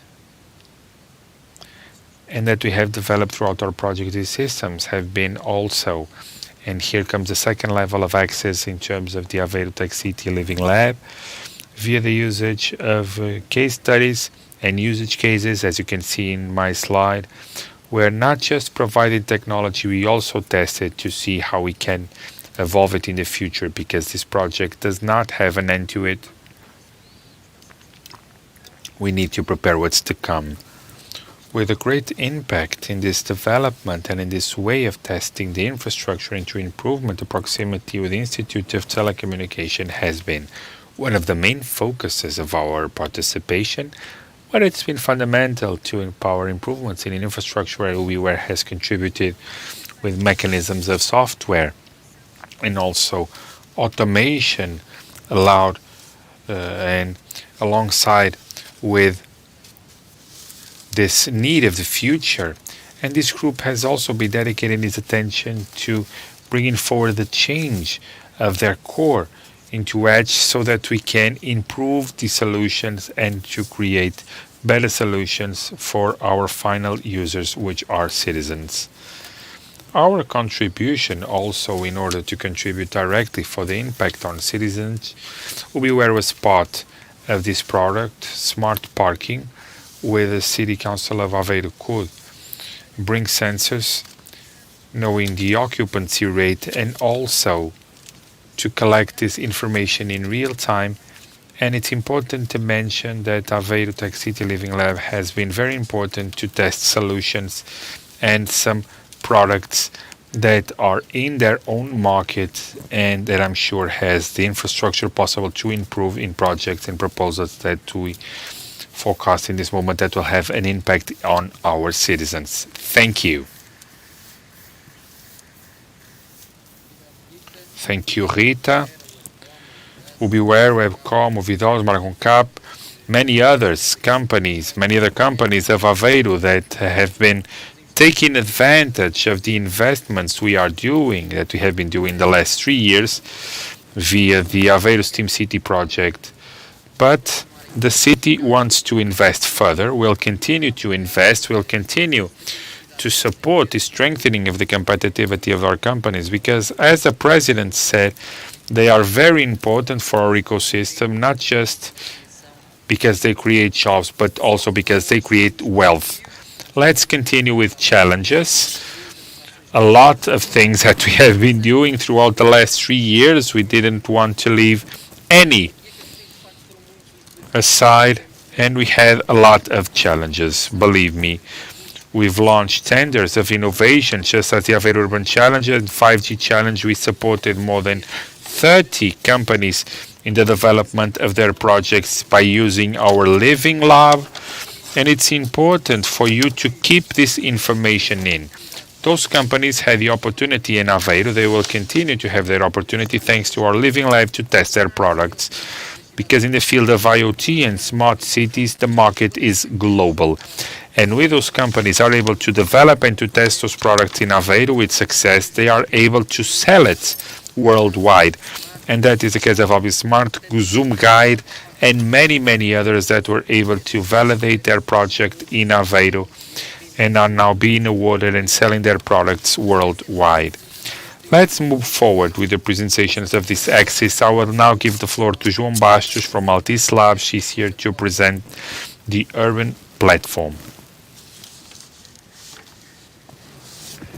Thank you, André. Good afternoon, dear mayor, dear guests. Thinking about everything that we've seen and witnessed this afternoon, I think it's easy to understand that in this ecosystem, including the municipality, companies, institutional companies, citizens even, there is a great volume of data that is generated and exchanged between all these actors. And so it needs to be collected first and then processed and analyzed. This open lab, that's what we are talking about, with equipment, systems, institutions, that allows to test new technologies, new ways of working, amongst which those who have to do with the city itself and the management of the city. The urban platform is seen as a pivotal tool where it is stored and then analyzed all the information that allows to assess the development of the ecosystem. In this platform, it is possible to have complex algorithms for metrics, for indicators that will allow to make an assessment of the ecosystem of the city. That can be used in different cities, smart cities, Industry 4.0. Just to share a few examples, this ability of the platform, which is a system that we have conceived and developed, and we are still designing to handle all This information, it allows it to be as a catalyst of a process that goes from the collection of information to the creation of knowledge and for the development of new services that will have a positive impact in the life of people, economy, and the management of the municipality itself, being a powerful tool to assess the city and the system, including all these entities. From the point of view of architecture and functionality, all the services of the platform, namely the ones that allow to connect data to the platform and to get data from it, these are services that are in the cloud, in an architecture that it's safe, conceived to be safe, with special care in terms of confidentiality of the information that is connected, and with a concern with being interoperable with external services, namely with other stakeholders of the project, therefore bringing information for the system, and with those that are consuming information of the platform. About the information that it's possible to research, to have complex research on the structure of data via structure of metadata, and as I said, with the care in terms of security in the research and usage of information. The organization of data in the urban platform, and what you see here, it's a print screen, and you can see it outside in our exhibition, allows us to show that info. But from the point of view of the organization of information and organization of data, the structure doesn't follow a model. I don't want to call it traditional, but organized by silos or vertical. It's data that are connected to the end that they are designed to, with things that will then show. But it follows a structure that is quite standardized, and it has a great advantage to it, which is to bring data to other verticals and to reuse them, to reuse the information that is generated by data treatment can then be used again in other areas, in other systems. This is the way that all the information is available to support any decision-making process, whatever the area is. In terms of vertical integration, as you can see in the slide, it happens via indicators that have to do with different areas of sectors, and it might contribute all the information within the platform. The slide that you see now, it presents one of the perspectives of this that has its representative of the city, where you can see some areas, namely some that are being handled here: environment, energy, mobility, urban waste. All the information can be accessed via this portal, and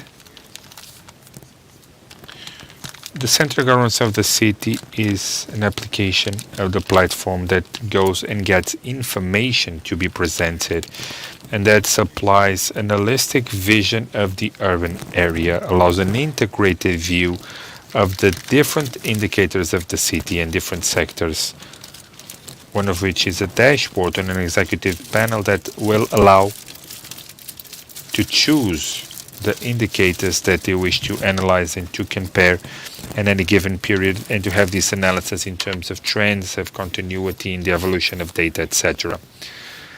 The evolution or the information that has to do with usage cases of the project that we will hear next when I'm kind enough to leave, that will be grouped here. Just to give you an example of a use case of the environment, of the energy, you will see within this area of energy and the environment, navigating via this part where we can consult everything that contributes for the subject of energy in the municipality within the environment. In these slides here, what I want to show is just an example, two print screens of the sectorial panel that has to do with energy, where we can see some of the indicators that have also been designed. This is real data of metering that we've accessed daily from ERDF, which is EDP distribution. For those who are not used to the name, they are collected every 15 minutes and have to do with all the energy in the municipality of Aveiro, namely for public lighting, for low voltage, which is what we have at our homes, and also in a category which is the municipal consumption. Via the analysis of this data, it's possible to have a more detailed analysis for this information, to have a detailed analysis and to analyze the data that were able to calculate all these indicators. That's what we try to show. And this is my last slide where we can see the consumption, the public consumption of low voltage in the last week of February. That's when I designed this presentation. In the platform you have the latest data that we got. I think it's from the beginning of the week, Monday or Tuesday. In this screen I can compare the consumption of the municipality of Aveiro and to put next to it the consumptions per parish. That's one of the things that I can do, and I can do this kind of analysis for every kind of consumption, municipal, etc., allowing to do a very important thing, which is to detect variations in patterns, in trends. For example, if there is a malfunction, to detect that there was a breakage in consumption, allowing us to understand or asking someone to go and see what happened or to report to the supplier what happened, trying to screen any problems. As I said, this can be seen in the foyer. We have it at the exhibition, and it might explain these functionalities and then to use this app working with real data. That's what I had. Thank you for your attention.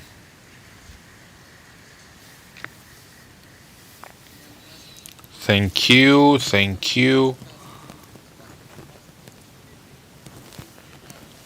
More than what we have implemented in the Aveiro Cycling Lab, we also have 3 case studies that we have implemented throughout the last 3 years in the field of environment, mobility and energy.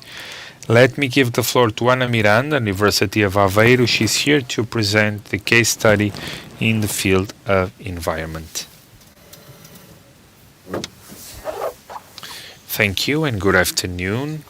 Very happy to be here to present this study case of the environment, which main goal was to provide the city with information on the quality of environment for the protection of human health, and also via a monitoring network in terms of quality of the environment. This network was installed in the city of Aveiro. As you can see in the map, the different places where monitoring stations were placed. These stations include noise, air quality, and also weather stations in 2 specific locations. 9 stations were installed. We tried to cover the entirety of the municipality, or as much as possible, and there was also a component that had to do with the support to decision in terms of the forecast of development scenarios. And this component has a basis of modulation of usage of models of environmental quality. This picture shows the sensors that have been installed. These are sensors, relatively small sensors, the size of a shoebox, and they allow us to get real-time information being conveyed for the platform that Altice has just presented. The data that is measured are in the chart: noise, as I said, weather, with temperature, relative humidity, air pressure, velocity and pressure of the wind, solar radiation, and UV degrees. In terms of air quality, We measure pollutants, those who are the most relevant in the cities, particulate materials. We talk about particles and also NOx, ozone, and also monoxide and dioxide. So the data, as I said, are then communicated in real time into the platform, into the urban platform of the Aveiro Steam City, and they will be available to be used by citizens and by decision makers.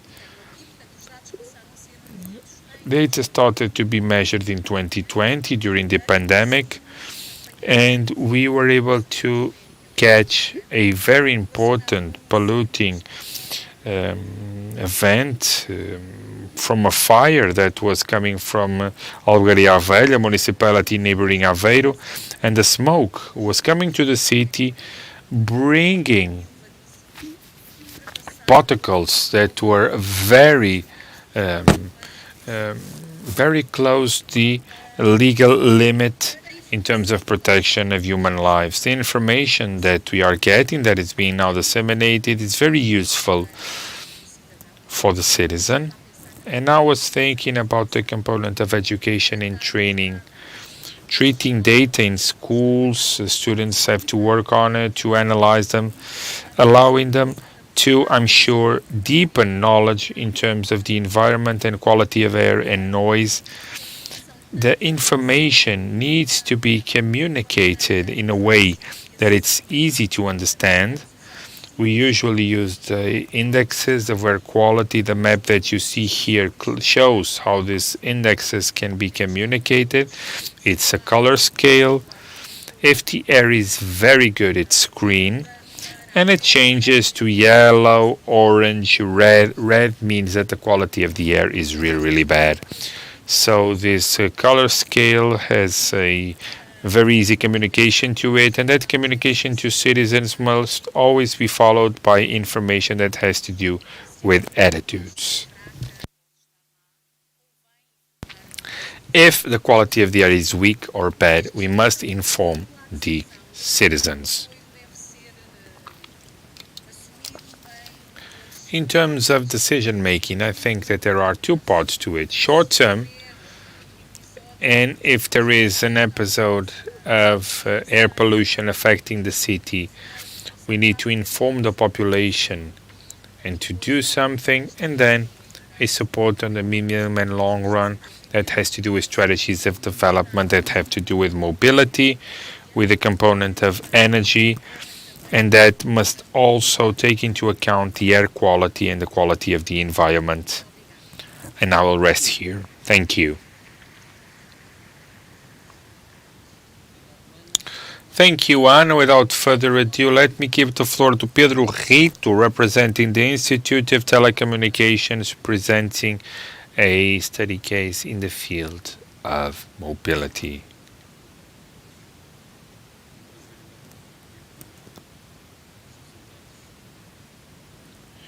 Pleasure to be here presenting this case study about what we were able to do with Aveiro City Living Lab in the vertical of the mobility of the case study that brings me here. So this case study had the goal of showing citizens the benefits that communication technologies and sensors might bring with it, allowing partners to integrate technologies that bring innovative solutions in the field of mobility and to get stats and analysis with the data that we collect from sensors of the Aveiro Tech City Living Lab in order to define strategies to improve mobility in the city. In order to support this case study, we have integrated different tech solutions, namely physical sensors, mobility sensors, and a solution of smart parking. In the case of physical sensors distributed by the nodes of the city, as you had the opportunity to see the map of the distribution of said sensors, we were able to supply and to provide insights on the flow of people and road traffic in the city, supplying stats in order to identify problems and to implement new solutions in the systems of public transportation, in sharing bikes, using mobility in the city.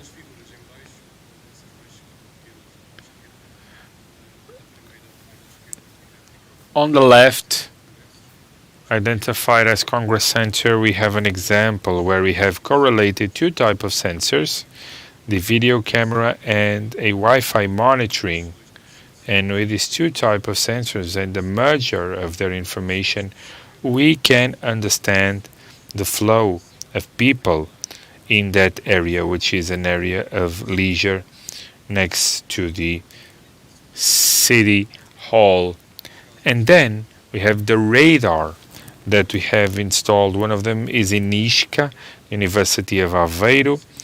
That's where we can see the entry flow of vehicles in the city for different classes, heavy vehicles and others.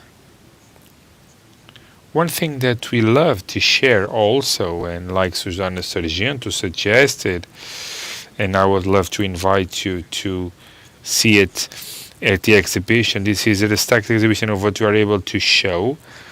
You can see here the data in real time and with the sensors and video cameras that correspond to the video camera are the icons in yellow. You can see the example of a yellow icon of the detection of people. Blue are vehicles that we can detect with radars, and you will see that today we have more radars on the city. Here we just have in two places. And the red icons, we love to show them too, are the sensors that we have in buses of Transdev that are able to communicate with our stations throughout the city. And you can see that they connect to more than one simultaneously.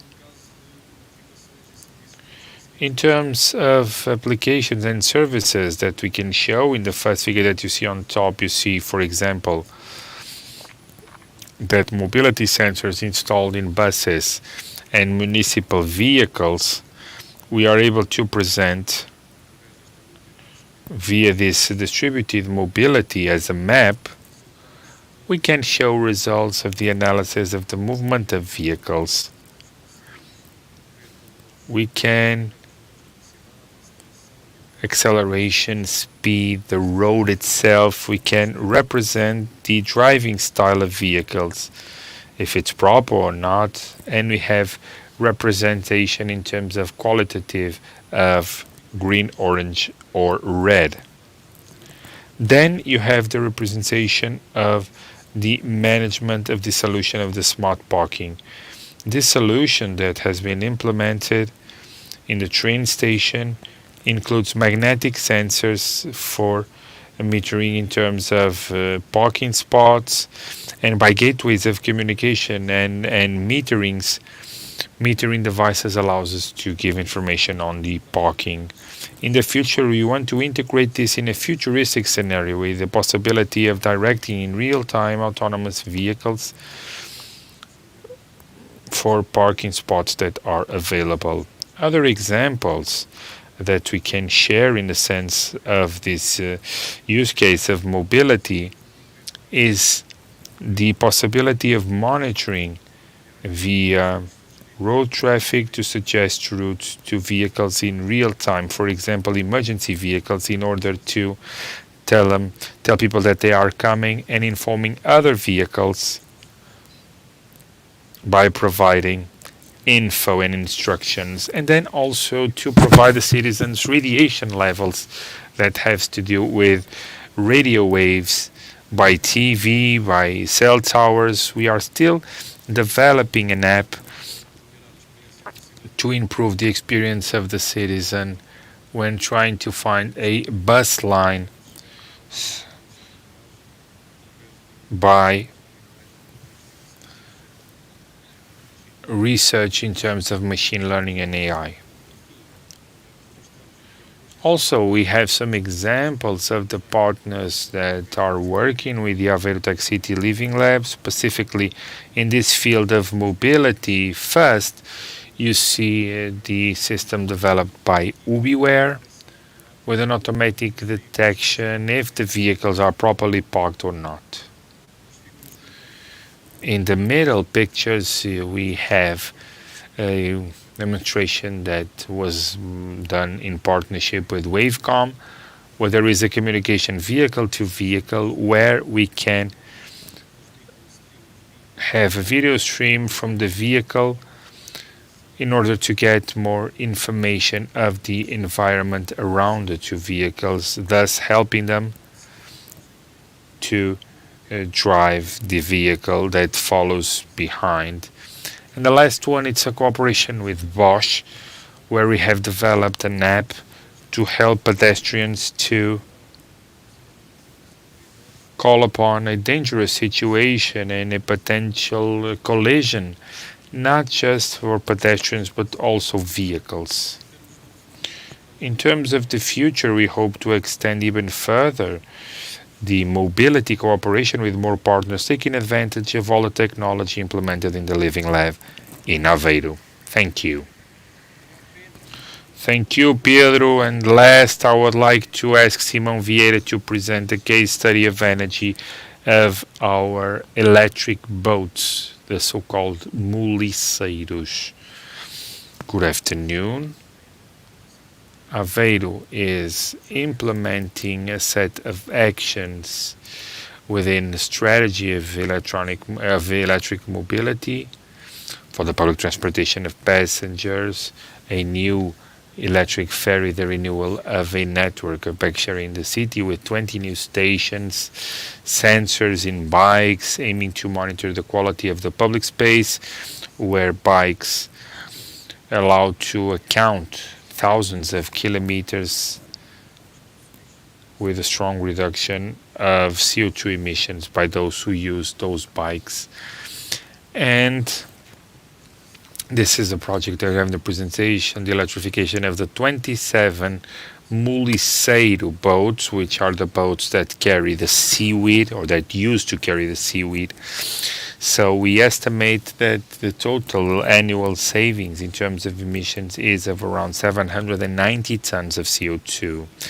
And the challenge and the goals of this case study of the mobility of the project and energy of the Steam City has to do with the decarbonization of the maritime touristic activity via the installation of chargers in the 10 piers that will allow nocturnal charging of 27 boats with a license to operate as tourism.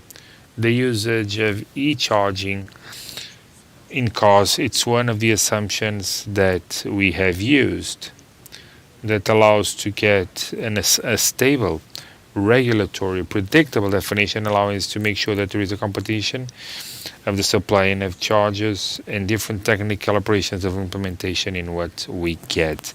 The other assumption that we had was the analysis and real test in 2019 in partnership with maritime tourism operators in order of propulsion with electric motors and with lithium batteries. So after the network, that we can have a mature solution that has more than 3 years of technological evolution. And one other assumption was the selection of the best commitment between the ability to store batteries in the boat and the weight associated to it versus the power that is necessary to the inlet of the charger, so that in a unique charge we can have a whole day of operation of the boat. The implementation on the territory is 10 installed stations at the piers. Each device has 2 or 3 outlets for car charging type 2 with a power of 7.4 kilowatts in each outlet, and 2 or 3 outlets according to the pier that allows to get 2 or 3 boats. These charges might, in the future, if necessary, have an increase of power to 14.8 kilowatts, so they can charge 2 or 3 boats simultaneously. Each one will be connected to an infrastructure of cable that is connected and collected, making sure that the safety of each boat during the night is made sure of, and the tides also, and the automatic rolling up during the day. There is a mobile app for operators so they can manage their charges, and a back office of operational maintenance for the technicians of the city and the company who will make the maintenance. We want to operationalize this service with the operators, hoping in the next few months that the first operator might convert the first boat that will be a reference in terms of the configuration and positioning of the batteries on board, and also to test the mechanisms that we hope that with the cooperation of the operators we are able to provide the first boat 100% electric. Thank you.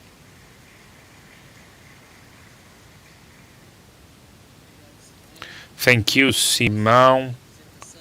To finish our presentation, we would love to share some indicators of the project with you. This has been a work developed by SEDG with the responsibility of monitoring and assessing the impacts of this project. And it's very important to state that it was identified as a best practice by the program itself, Urban Environment Actions, the methodology of following up and monitoring that was implemented within the scope of the Aveiro Steam City. So I would like to ask Pedro Soutinho, and with his amazing ability to be short, to present the main indicators of this project, because we have at the foyer a digital movie where you can consult in greater detail all those indicators. Pedro, thank you.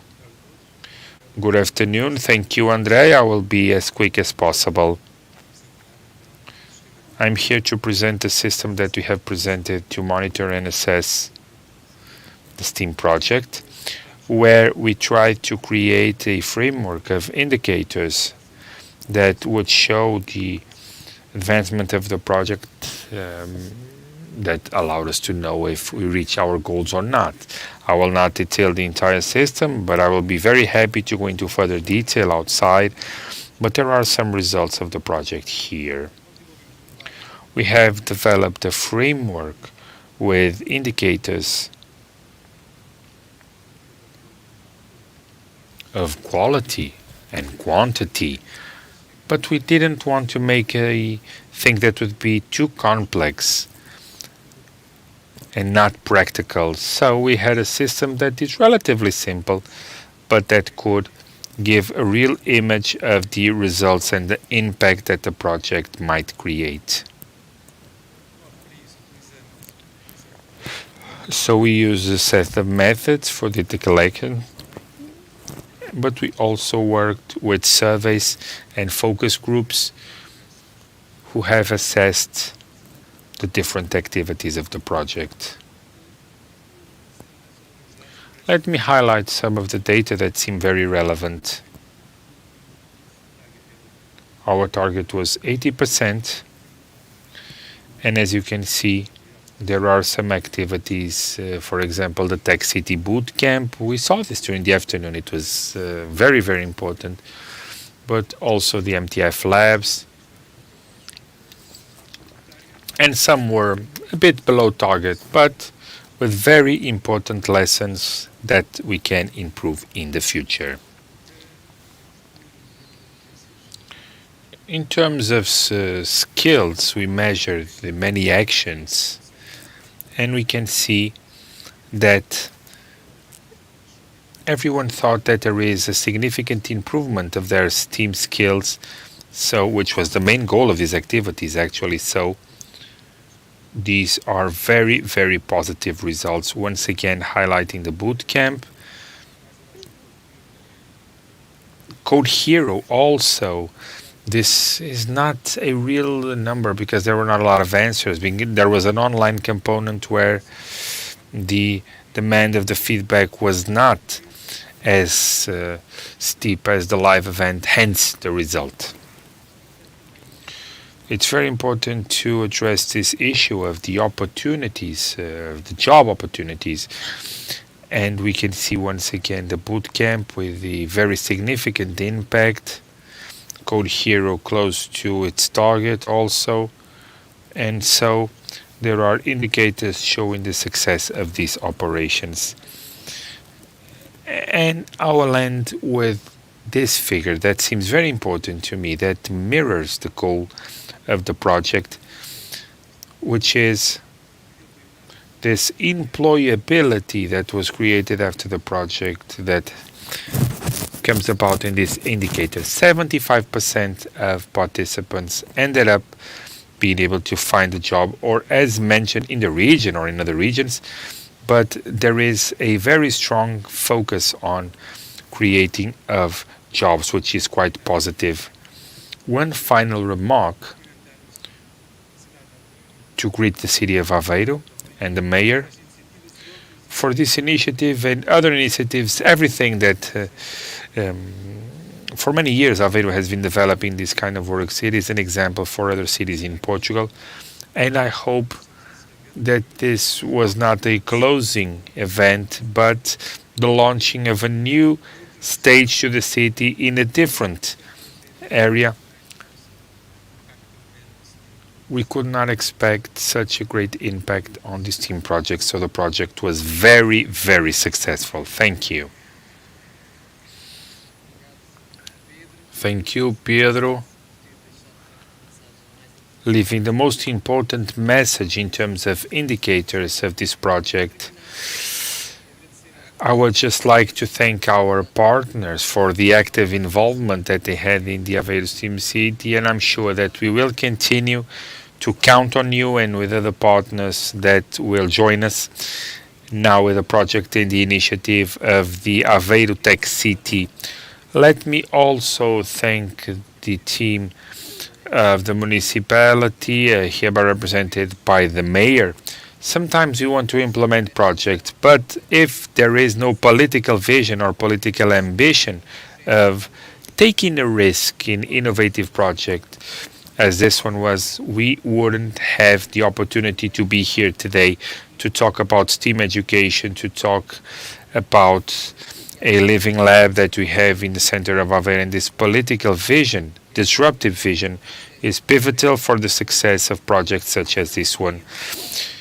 I would like to finish with a video summarizing everything that has been done, and that's it, just a video of what was this work, this project of the Aveiro Steam City that above all, as said, leaves a legacy of the initiative Aveiro Tech City and the ambition of working as a network. Thank you.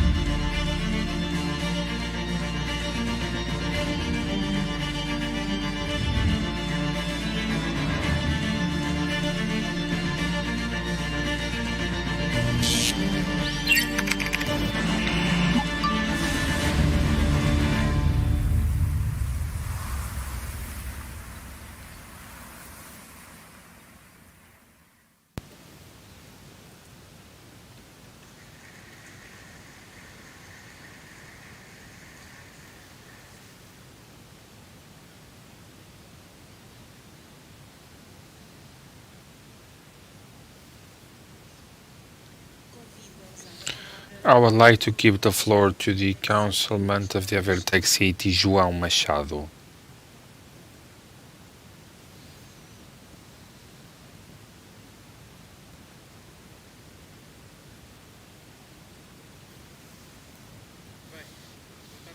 Good afternoon. Being on this stage, I feel full. I cannot even close my jacket because I'm very proud, very, very proud. I'm very, very proud to see the closure of all our commitments that we took on 2019. And I would love to thank deeply to the involvement of our partners. You were amazing. We proved to many people that working as a network is the solution of the future. And we are here today to prove all of that, and the future will continue to prove that this is a reality. So, your commitment, your dedication throughout the last 3 years, the city also had an amazing involvement with a team that is also amazing, and I'm very proud of working with them. It is a privilege to work with them and to learn with them every day. So it's very important to tell my team of the Aveiro City a round of applause. André Costa, project manager. A special greeting to you, André, and a strong acknowledgement. Thank you.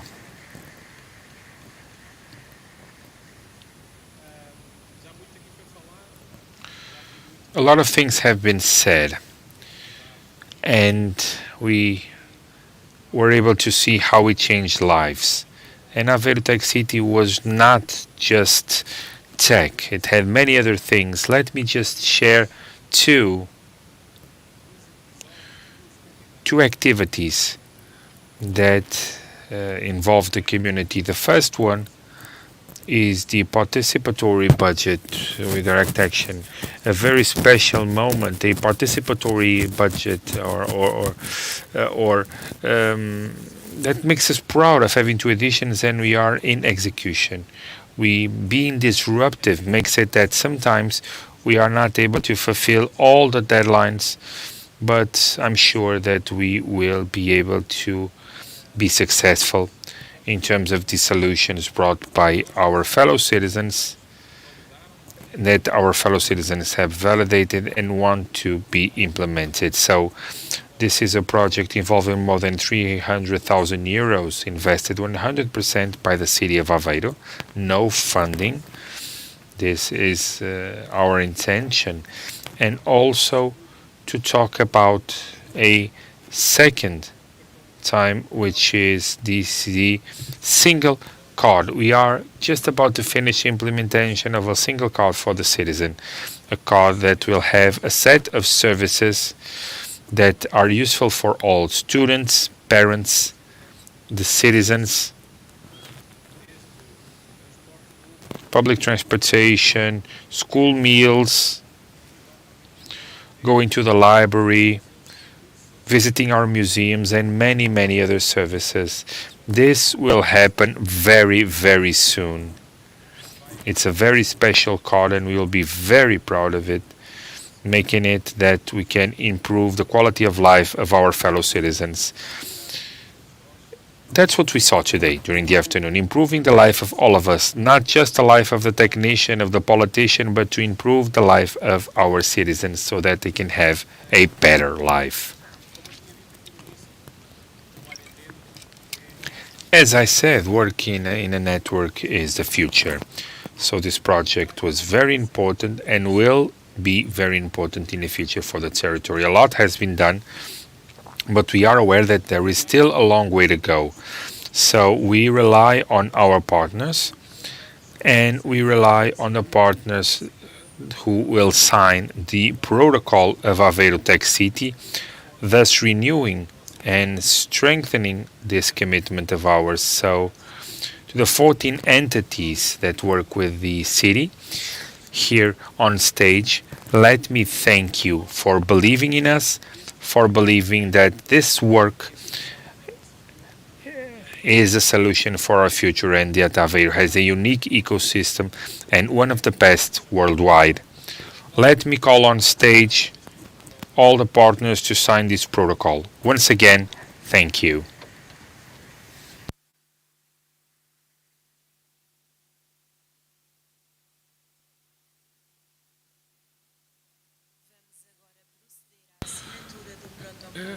Now we will have the signature of the collaboration protocol of the Aveiro Tech City. The protocol is set on the cooperation between many entities and institutions working together in the constant evolution of Aveiro, the active participation of citizens, of building a society of the future that's smart, open, sustainable, resilient, and inclusive, with the direct and open involvement of tech-based companies and research units, national and international. To formalize the protocol, we would like to invite on stage for the signature the following entities: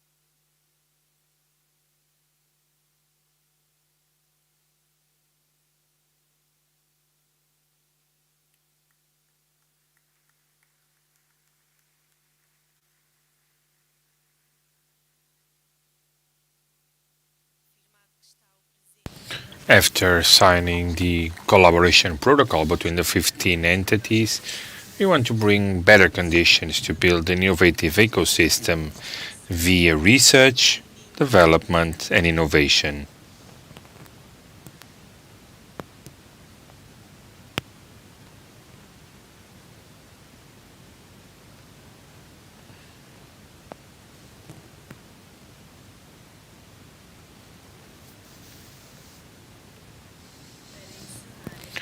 To close the session, I would like to invite on stage Tim Caulfield. He's the director of the program UIA, and João Machado, councilman of the city of Aveiro.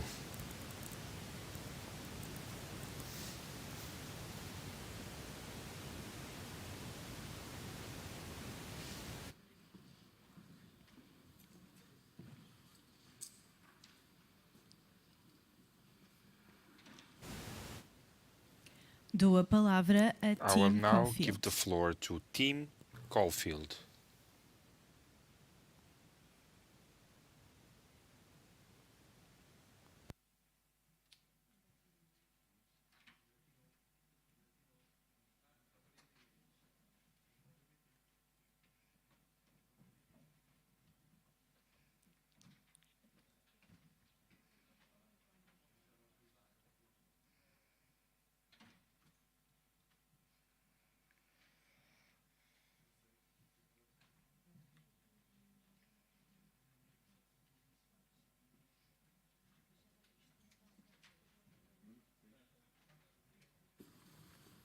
Good afternoon, everyone. That's quite an amazing achievement. 15 people signing up at the end of the presentation, end of the closure of the project. Well done to everybody. Actually, I was with the mayor, and thank you for inviting me. Thank you to the councillor as well. It was about 3.5 years ago, we were just talking about the kind of setup of Aveiro Steam City. Excited about putting it together, excited about what it will achieve. And what we've seen today, I think, is something amazing. We've seen the results, we've seen the infrastructure, and also we've seen the partnership. So it's a very collaborative project, as we can see. And that is part of UIA too. It's not just about the innovation, I'll go into that in a minute. It's also about working together to deliver something for the city. And also what the councillor said as well, it's about the quality of life of the citizens. So it's all right to put technology in there, it's all right to put in your sensors, but let's just remember the outcome of this is about making something better for the population in the city. And what we can see today, I think, is on the way to achieving that in terms of the strategy for the city, the long-term strategy for the city, ensuring that it really is going to achieve something and improve the quality of life for the people around here. Just regarding UIA, and people probably might have seen this presentation before, particularly this slide. UIA was there to actually deliver bold solutions, really allow cities to take a risk, give them some money, up to €5 million, so it's quite a large amount of money. So cities can do things that are concrete in terms of delivering something that is going to make a difference in the area. But it wasn't just about risk, it wasn't just about innovation. It was also about allowing cities to test and also ensure that other cities across the European Union can look at what's happening, look at the successes that have been achieved, and hopefully in the longer term be able to emulate some of these cities in terms of what they're doing. So really drawing lessons, and I think what we talked about earlier is there are a number of activities that Aveiro have been involved in, particularly through UIA, to actually share the best practice that they've achieved through the project. There are a number of criteria, where innovation obviously is the big criteria, but we saw also earlier about measurability, and through the work of the evaluators, how we look at what the city has achieved through the project. Again, failure is something that we can actually support. not necessarily always the case in programs in European funding and national and regional funding, but Urban Interactions was put in place to really help cities, as I said, take that risk, not be afraid to fail, and do something different to help the citizens. If it has been successful, and is what we've seen today, it should also be sustainable and also scaled up. So what Aveiro achieved now is not just going through the city level. We've talked about the regional level and what the Mayor said today, looking at a regional scale for the project. And transferable, so transferable to other areas. And it's interesting again to see in terms of the partnerships that you're having, and we talked about Oslo, so Finland a bit earlier, and ensuring that these partnerships have been set up in other areas across the European Union, that the projects and the results of the projects, activities of the projects can be maintained and shared with other areas. Collaboration, yes, we saw that. I mean, 6 partners, but now it's gone even bigger with the kind of protocol that was signed just a minute ago. The topics are linked to the urban agenda, and Aveiro was through jobs and skills. We see in terms of the competitive nature of UIA and where it was set at in this in a minute. Cause at European level, so competitive not just locally, not nationally, but really at a European level. And there are a lot of cities at a European level that have to be, that were supported, but a lot of cities actually didn't necessarily get supported. Doesn't really mean the project it wasn't good enough, it was just that the competitive process was very strong. And I've talked about the 5 million euros, and we had a budget of 372 million. We're actually at the end of the allocation of this. We had 5 calls for proposals, supporting 86 projects in total. And with actually the onset of COVID, projects have lasted slightly more than 3 years, but Aveiro again have been able to deliver very quickly actually, even with COVID. They had a 6-month extension, but normally it would go on to 6 to a year extension.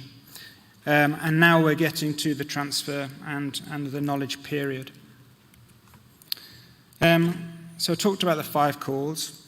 We had 1,165 projects that were submitted to us out of 26 member states. 14 topics were supported. We've committed all our funding, and 86 projects were approved. So our projects now are really coming to the end of Aveiro. I think it was the 3rd call that we had.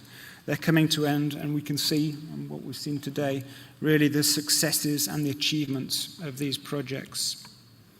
So you see across the European Union where all the projects are with the 14 topics.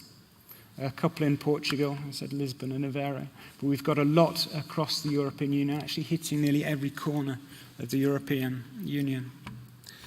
And this just goes to show how competitive it was. So 1,165 projects, but regarding jobs and skills, I think, if I can read it up there, was it's 250 projects, I think, we've had through the doors, and Aveiro was one of those projects that was supported. I think there was around 10 regarding jobs and skills, so only 5% of projects in the jobs and skills theme was supported.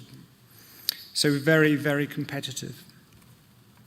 And just regarding Aveiro perspectives, I mean, we saw the results, we saw the kind of infrastructure that was being supported, the data that was being collected. But why is this happening?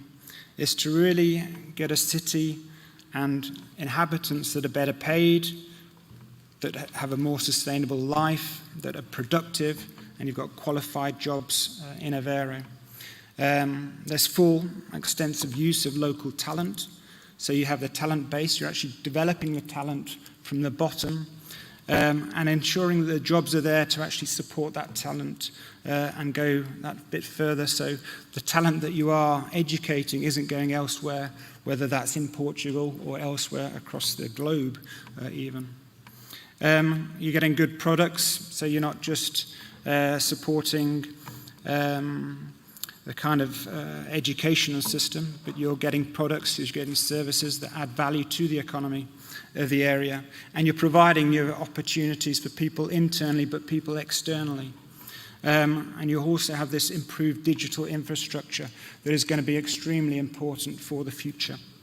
Because digitalization, and we see this particularly in the next programming period that I'll go on to in a minute, is extremely important, not just because it's digital and everybody's using their apps, everybody's using their computers, etc., but it's also regarding the next steps in terms of a carbon neutral economy.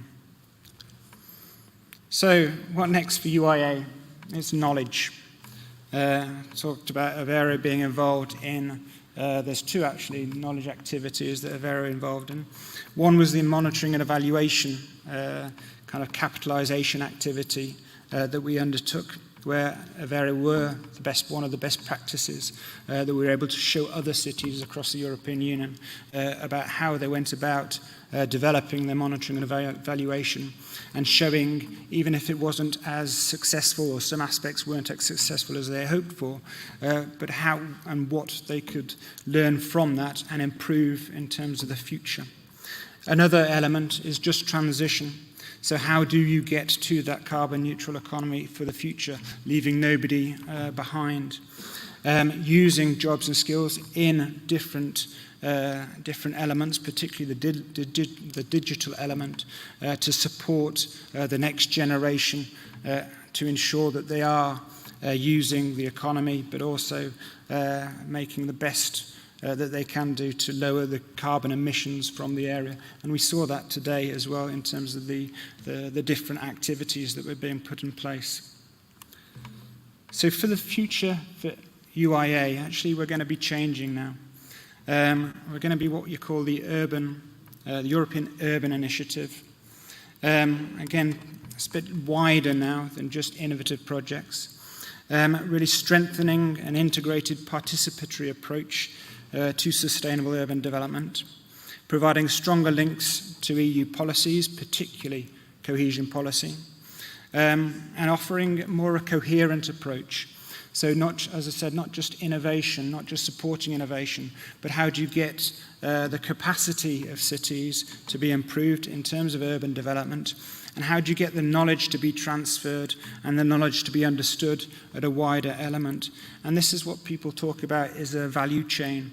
So you have capacity building, supporting cities with the capacity, being able to develop innovative projects or just projects that help the development of the area that will link up to knowledge, having an interesting knowledge base in the area that then can support capacity building again. So support the capacity through the knowledge to then go on to develop projects in terms of urban development. Specific objectives, there's 3 strands.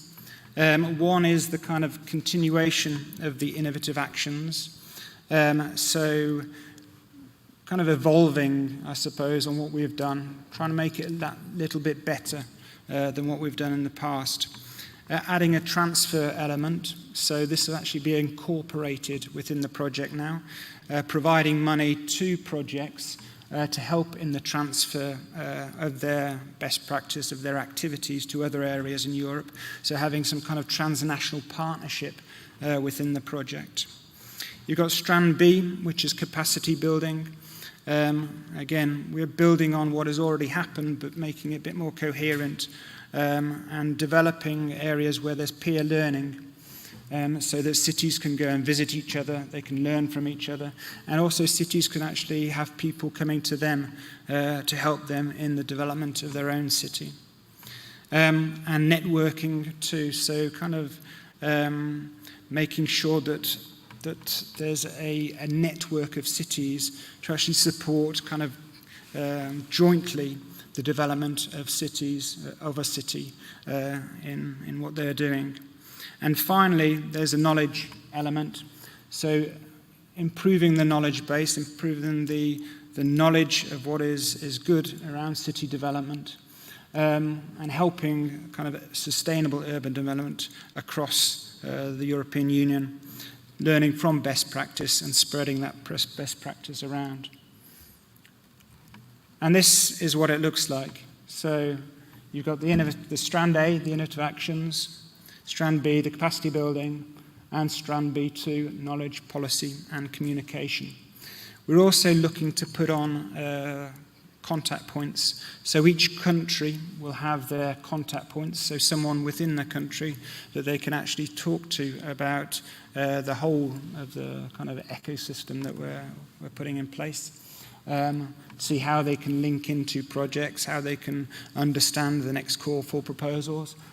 They'll also be undertaking capacity building measures as well, so putting in national capacity building measures under this framework, and helping with the dissemination. So we haven't been able to actually present things in the different languages such, but on our website now there'll be what we call a knowledge base or a knowledge platform, where there will be kind of different languages that we'll be setting up through the contact points. We'll be able to add the information that they can do in the languages of the different countries. It won't be a complete translation of what the knowledge base is because we don't have the resources to do that, but at least some information will be available in the country language of the contact points in the 27 member states that there are. And then finally, all of this kind of links up together in terms of governance. So beforehand, we weren't working as much with different actors in the past. We are actually putting different governance structures in place at the higher level in the European Union, working with partners such as there's Eurocities, the Committee of the Region, the European Parliament, and different other actors to ensure the coherence of this offer is also coherent with what they are offering as well.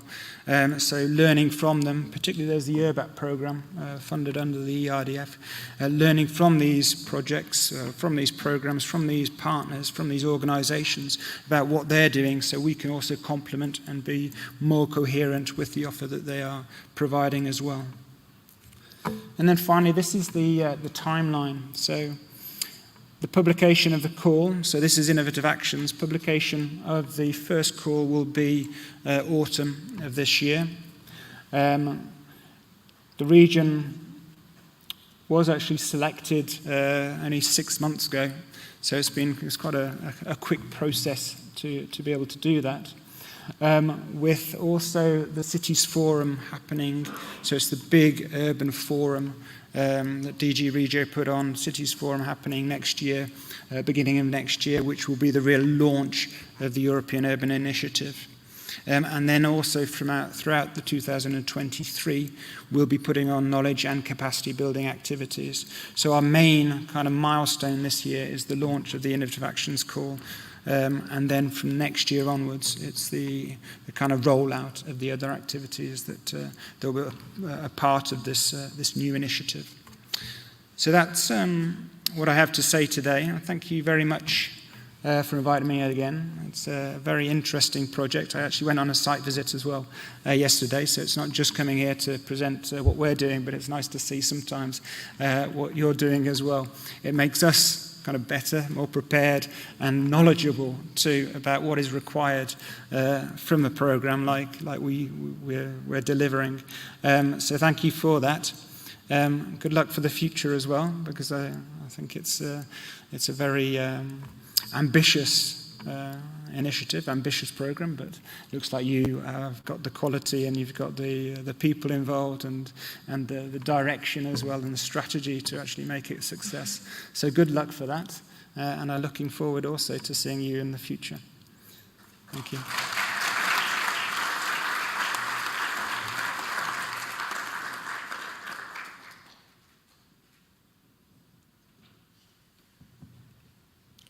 Para encerrar a sessão, João Machado, vereador da Câmara Municipal de Aveiro.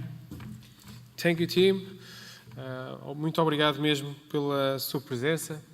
É muito gratificante para nós vermos. Quite rewarding to be recognized by UIA for the work developed in Aveiro. Thank you for sharing about the new framework, about the new European initiatives. I strongly believe that with a strong center by the ecosystem of Aveiro, not Aveiro, the ecosystem of Aveiro for autumn, of 2022.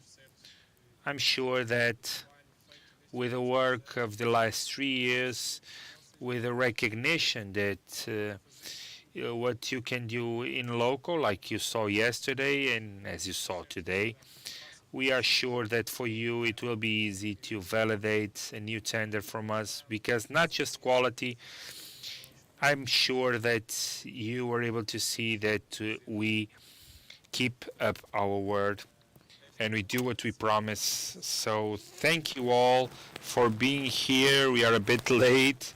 I don't want to bore you anymore.